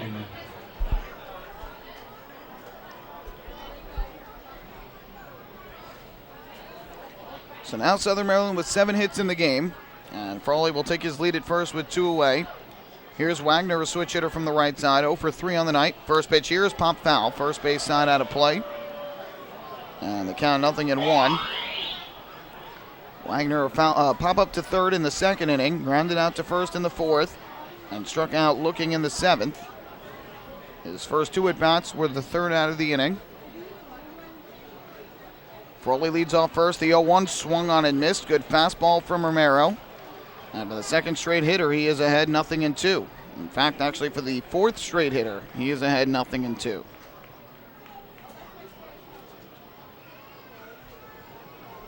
Romero looking for 1 more strike for the final out of this 8th inning. Gets the sign from Blank, and now Blank asks for time. Wants to go through the signs again with Romero. Gets the pitch he likes. Looks to first, and the 0-2. Wagner swings and misses strike 3. Chase the breaking ball down in the dirt. Blank will throw over to Burrows at first for the putout.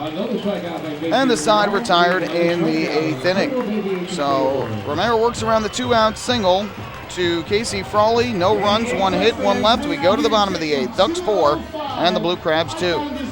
Hey fans, this is Bud Harrelson, and you're listening to Ducks Baseball on Long Island's home for news, traffic, and weather. 103.9 LI News Radio. Beautify your patio, walkway, driveway, or pool surround with Nicoloc paving stones and walls. Nicoloc's specially formulated paver shield offers extra surface wear protection and color enhancement throughout the thickness of the paver. Paver shield guarantees that your pavers will look great for years to come. Bring home the elegance with Nicoloc. Visit the Nicoloc Design Center, Sunrise Highway, Lindenhurst, or Nicoloc.com. Let Nicoloc Pavers, pave your way.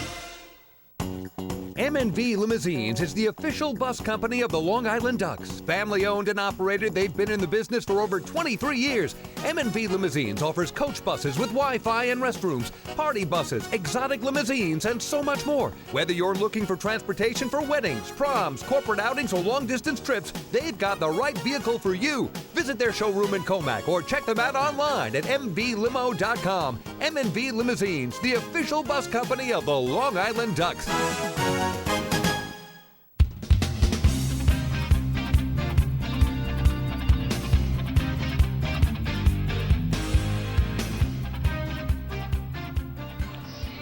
We go to the bottom half of the 8th inning as the Ducks have a 4-2 lead over the Southern Maryland Blue Crabs. J.C. Romero, who got the final out of the 7th inning to leave the bases loaded, retires the side in the 8th inning, allowing just a 2-out single to Casey Frawley. Wade Corpy, who is currently at 27 pitches, just allowed a run on 3 hits last inning, will stay in and pitch the 8th. It'll be Cody Puckett to lead off, and the first pitch to him is over the outside corner for strike 1. Puckett, Reyes, and Vega, the 3 due up here in inning number 8. Trying to get some insurance runs. And the 0-1 from Corpy is swung and ripped into left field. Fairly well hit. Going back is the left fielder Walton, and he'll make the catch for the first out. Puckett hit the ball well, a hard line drive, but just could not get it over the head of Walton. So that's the first out of the inning. And that will bring up Elmer Reyes. Number 11. In the 9th inning for the Blue Crabs, it will be their 9-1 and 2 hitters. Zawatsky, DeJesus, and Stevenson due up. And presumably against Amalio Diaz if the score remains the same. First pitch to Elmer Reyes, and that breaking ball drops in for strike 1.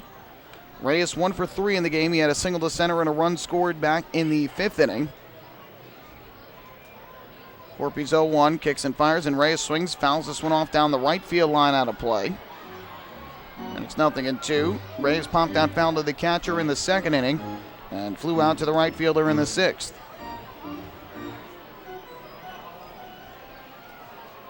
So Corpy ahead 0-2. Infield straight away for Reyes. The kick and the pitch, and Reyes takes outside for ball 1.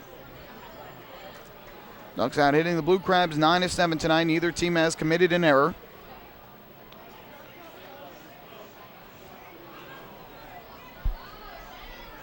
The 1-2 offering, and Reyes swings and fouls this straight back to the screen behind home plate. Reyes, who began the year in the Braves organization, in fact spent last 7 seasons in the Braves organization, was with AAA Gwinnett. And now signed here by the Ducks late in the year. The 1-2 pitch on the way, and he will swing and foul this one back to the top of the netting. On the first base side of home plate. Fighting off some tough pitches from Corby to stay alive. The count's still 1-2.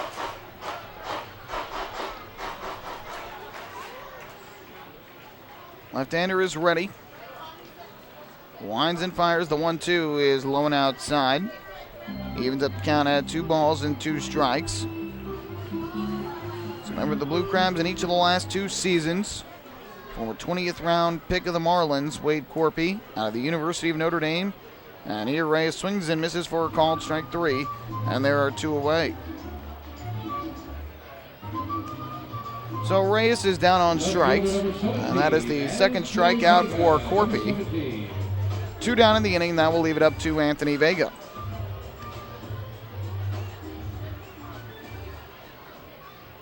Vega stands in from the left side, looking to reach base safely for the first time tonight.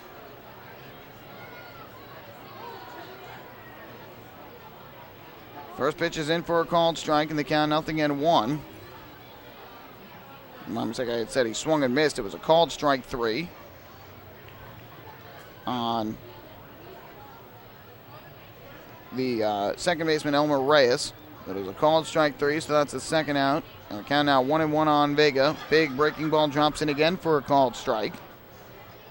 So the count 0-2 on Vega, who has popped out foul to the catcher.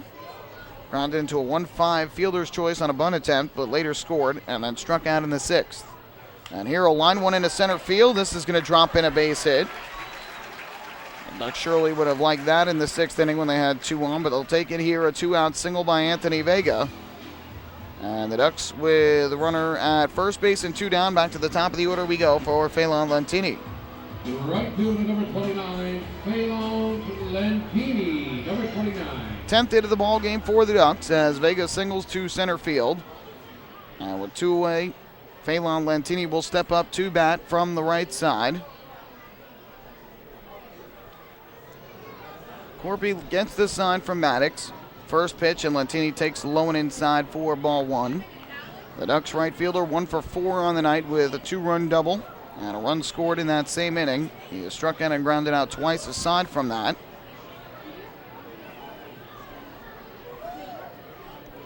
Now the 1-0. Corpy deals, and Lentini pops one in the air down the right field line, fouling out of play. Up onto the concourse, and the count even up at 1-1.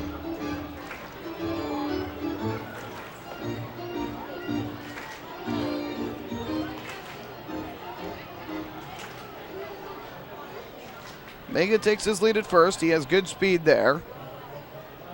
Throw over and chases Vega back. 15 steals this year in 17 attempts.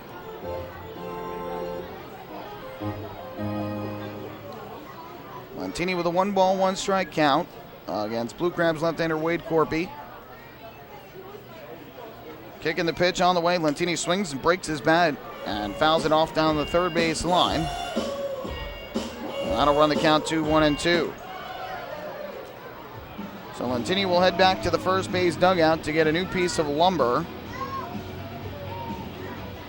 That pitch came down and in and hit towards the handle of the bat. So Lentini has the fresh new bat and will head back out towards home plate.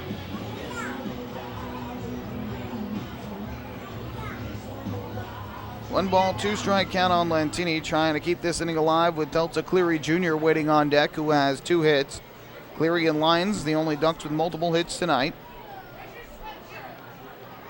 But everybody's got 1 with the exception of Mike Blank now.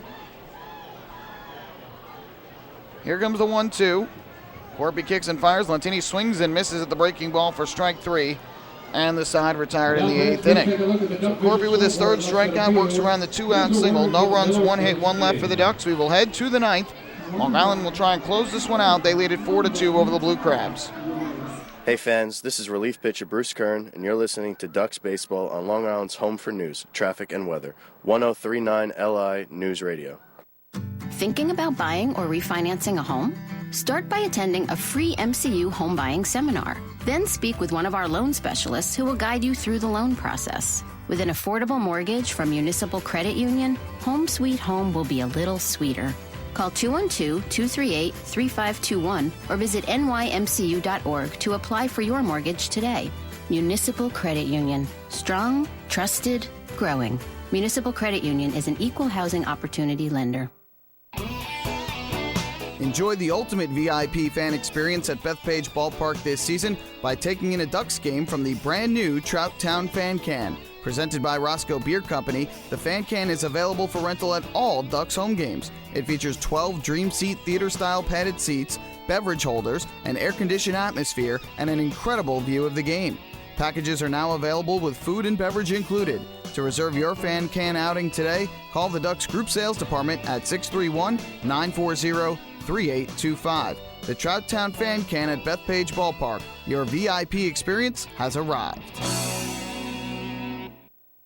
Few places on earth offer the charm and excitement of Fire Island. At Fire Island Ferries, located conveniently at 99 Maple Avenue in Bay Shore, they offer convenient travel to Fire Island 7 days a week. Fire Island is quickly becoming a top destination for families of all ages. Experience the informal, carefree communities, the dazzling night scene, enjoy fine dining, or climb to the top of one of the tallest lighthouses in the United States. But there's only one way to get there, by calling Fire Island Ferries at 631-665-3600 today. For fare and scheduling information, please visit fireislandferries.com.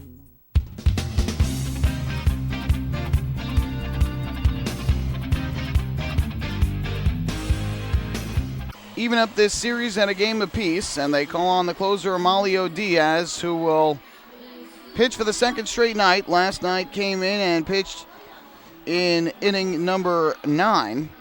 Retired the side in order on 2 flyouts and a ground out. And he'll face the 9-1 and 2 hitters, but instead of Grant Sawatsky, who is 1 for 3 with a single, it's going to be Keith Castillo coming to the plate as a pinch hitter. Stan Clyburn wants to instead have the righty-righty matchup, bring up the switch hitting Keith Castillo. So Castillo will come up as the pinch hitter for Sawatsky here in the 9th, and will lead things off against the righty dealing Diaz. First pitch on the way from Diaz, and Castillo takes a fastball strike on the outside corner, 0-1. Zawatsky again was 1 for 3 with a ground out to short, a fly out to center, a single and a run scored in the 7th.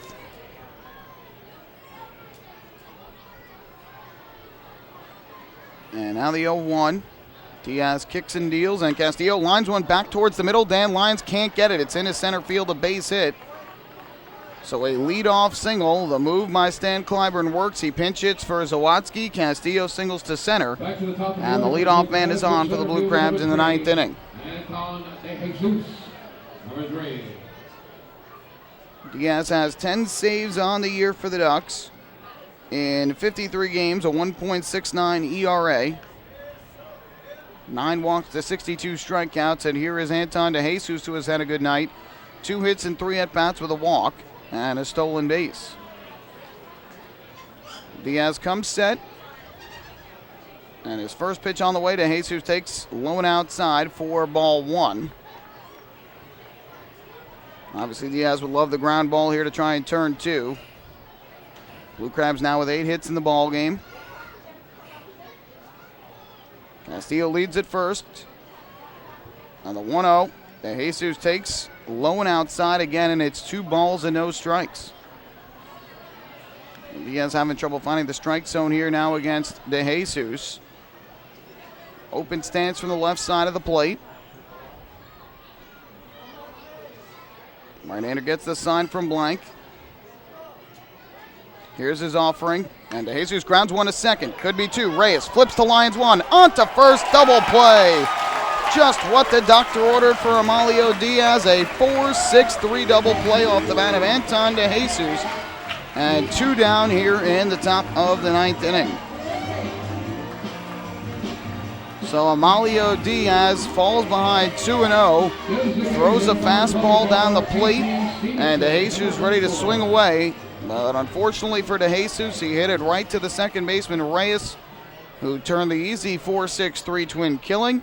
And now 2 down and the base is empty, and the last hope for the Blue Crabs is the DH Casey Stevenson. First pitch on the way from Diaz to Stevenson, and he'll swing and foul one off to the third base side out of play. The count 0-1. A Ducks win would at least keep them 2 games behind the Patriots. It would also give them a 2-game lead over Bridgeport, who was in 3rd place and lost earlier tonight against York. Here comes an 0-1. Diaz kicks and fires. Stevenson takes the fastball on the outside corner at the knees, a called strike 2. The Ducks 1 strike away from victory here at the Duck Pond. Sold out crowd of 6,551, many of them rising to their feet. It'll be an 0-2 from Diaz to Stevenson. Right-hander comes set at the belt. Kicks and fires, and Stevenson will swing and line one into left. On the run is Anthony Vega. He makes the sliding catch in left. This ball game is over, and the Long Island Ducks have defeated the Southern Maryland Blue Crabs 4-2 as Amalio Diaz earns his 11th save of the year and evens up the series at 1 game apiece. So Diaz allows the leadoff single to Keith Castillo as the pinch hitter, but gets Anton DeJesus to round into a 4-6-3 double play after falling behind 2-0. And Stevenson lines out to left, a nice sliding catch made by Anthony Vega. And the Ducks winners tonight over the Southern Maryland Blue Crabs 4-2. Don't go anywhere. The postgame show is coming up next. We're going to recap this one and hand out the player of the game. Ducks are winners 4-2 over Southern Maryland. Hey fans, this is Kevin Byers, manager of the Long Island Ducks, and you're listening to Ducks Baseball on Long Island's home for news, traffic, and weather, 103.9 LI News Radio. James Simmons is going back. He is looking up, and on Park in the Park Night, that one is gone and reaches a kennel in Central Islip. That was another home run for the Ducks. And Duck fans, what's more fun than a home run that helps the Ducks win a game? How about a homer that helps the community win? Chappie's Funeral Home and the Long Island Ducks have once again teamed up for the Chappie's Home Run Challenge. If the Ducks hit 100 homers this season, Chappie's Funeral Home will donate $5,000 to the Quacker Jack Foundation. So every time a Ducks hitter goes deep this season, watch for the Chappie's Challenge home run count on the scoreboard. And if we reach 100, we're all a winner. Chappie's Funeral Home, where caring for others is a family tradition. Can't get enough of the Long Island Ducks? Well, now you can get even more inside info on your favorite hometown team through Facebook and Twitter. The Ducks are constantly updating fans through social media with scores, transactions, ballpark promotions, and much more. You can even win great prizes. All you'll need to do is make a free account on Facebook and Twitter, and then visit us at facebook.com/LIDucks and twitter.com/LIDucks. Think you're Long Island's biggest Ducks fan? Get connected now.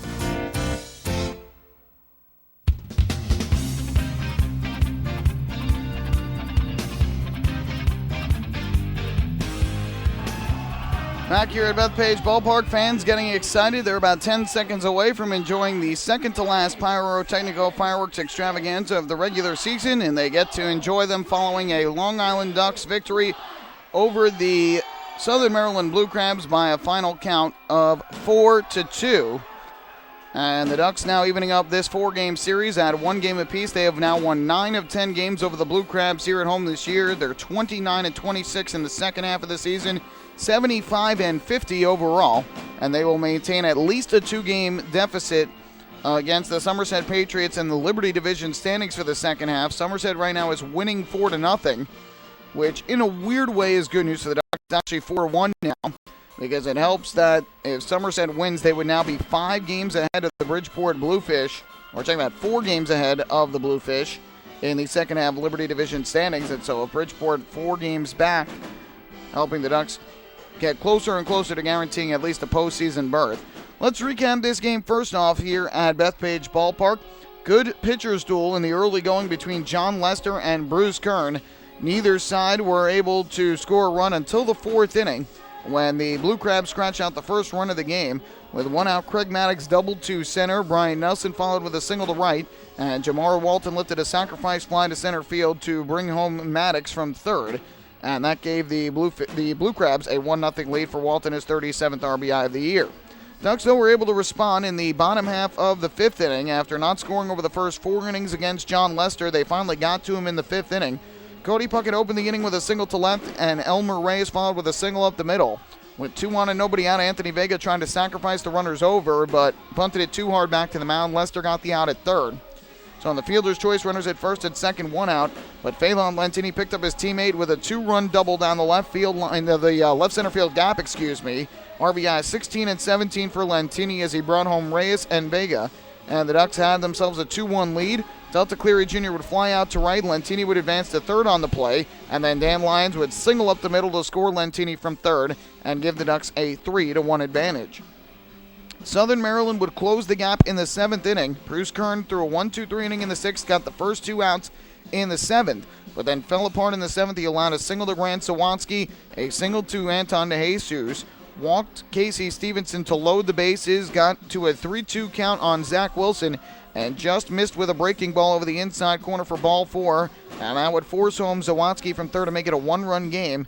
Kevin Baez took out Kern, brought in the lefty J.C. Romero, and Romero got the job done on the first pitch he threw, got Craig Maddox to ground out to second and keep the Ducks in front by a run at 3-2, and Long Island got the run back in the bottom of the 7th against Wade Corpy, who had gotten the final 2 outs of the 6th inning. As with 1 out, Delta Cleary Jr. singled to right, and after Lyons popped out to first, Randy Ruiz singled up the middle, and Sean Burrows followed with a single to center.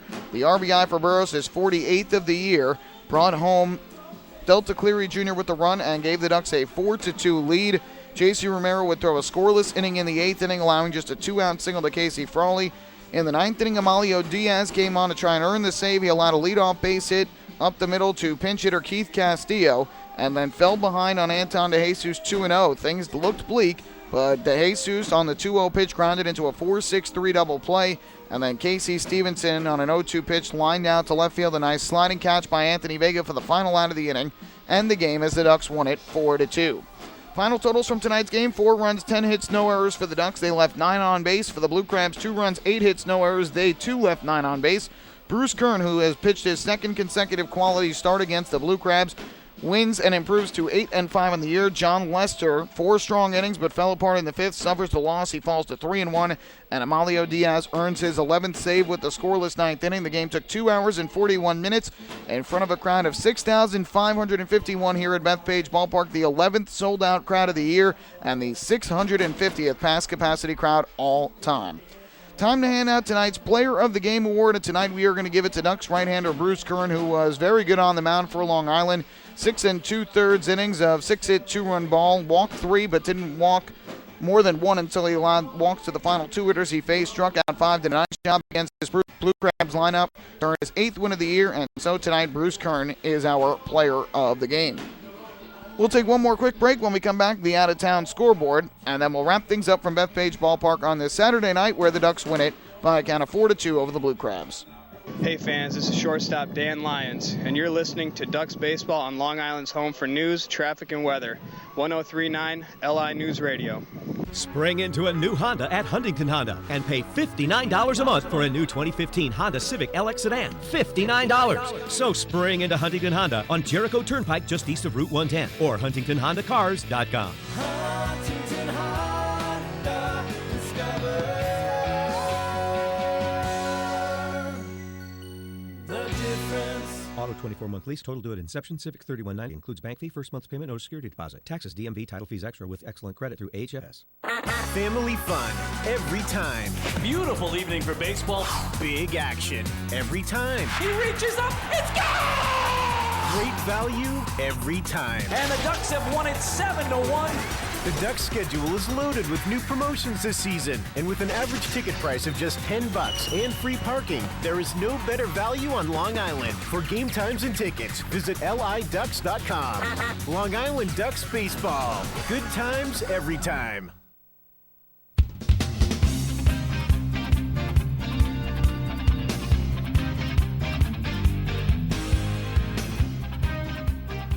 Back at Bethpage Ballpark, where the Ducks win it tonight by a final count of 4-2 over the Southern Maryland Blue Crabs. They will stay at least within 2 games of Somerset for first place in the Liberty Division. They are now 2 games ahead of Bridgeport, who, if Somerset wins, would fall to 4 games in back of the Patriots for first place in the second half Liberty Division standings. Let's take a look at the out-of-town scoreboard. A final from earlier tonight, Bridgeport losing 2-1 to the York Revolution. The winner was Bo Vaughn in relief. He improved to 3-1. The loser, Corey Reardon, who went all 8 innings for Bridgeport and struck out 11, but he falls to 5-4 after allowing a home run to Eric Patterson, his 10th of the year, in the bottom of the 8th inning.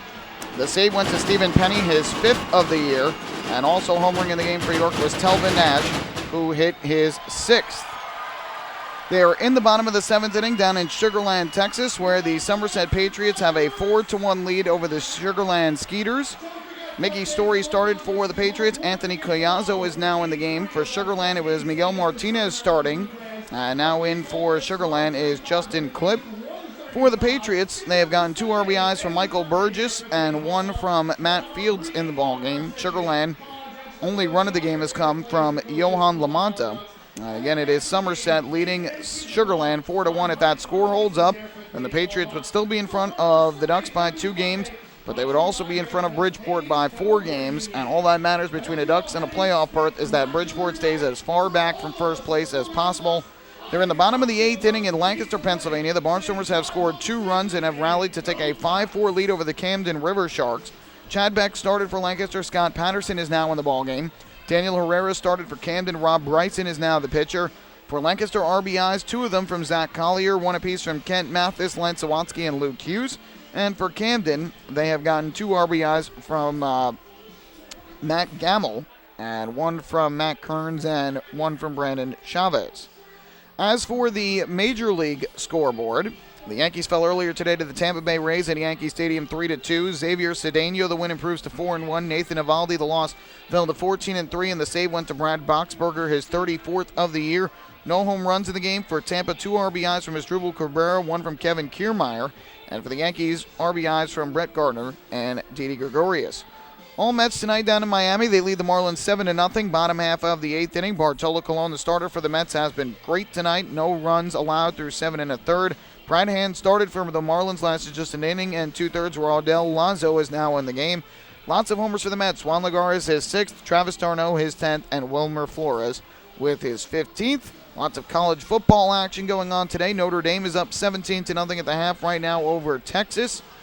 In some action, Alabama, the number 3 ranked team in the country, leads Wisconsin 14-7. Earlier today, an upset, Northwestern upset number 21 Stanford 16-6. And of course, I have to give a shout out to my alma mater, the Ithaca College Bombers, who defeated the Union College Dutchmen today 38-23 to take the opening game of their 2015 season. Well, this series will continue tomorrow afternoon, a 1:35 start. Quick turnaround for the 2 teams. Game 3, the swing game of the 4-game set. Ducks will be sending out right-hander Ian Marshall, who has been struggling a bit of late. He is 7-7 on the year with a 3.91 ERA, in need of a bounce-back start against his former team. He had pitched with the Blue Crabs each of the last 2 years, and he'll be opposed by righty Brian Grenning, who made a good start against the Ducks last Sunday at Regency Furniture Stadium. On the year, though, is 4-8 with a 4.36 ERA. And either team, both of them, will be looking to gain the leg up in this 4-game series at Bethpage Ballpark. That'll do it for us from Central Islip, New York tonight. Once again, the final score was the Ducks defeating the Blue Crabs by a count of 4-2. We invite you to join us for our next Ducks broadcast, which will be tomorrow afternoon when the Ducks and the Blue Crabs play Game 3 of this 4-game set. Pregame show will begin at 1:20 p.m. and the first pitch at 1:35. You can follow all the action on the Ducks official YouTube channel, youtube.com/DucksBaseball. A big thank you goes out to Chris Maffei, our engineer, back in our Ronkonkoma studios, pushing all the buttons, doing a great job as always. My name is Michael Pollock. Thank you so much for spending your Saturday night with me. I hope you enjoyed the broadcast and the Ducks victory. Have a great rest of your Saturday night. We'll do it all over again tomorrow afternoon here from Bethpage Ballpark. Good night and so long from Central Islip, New York.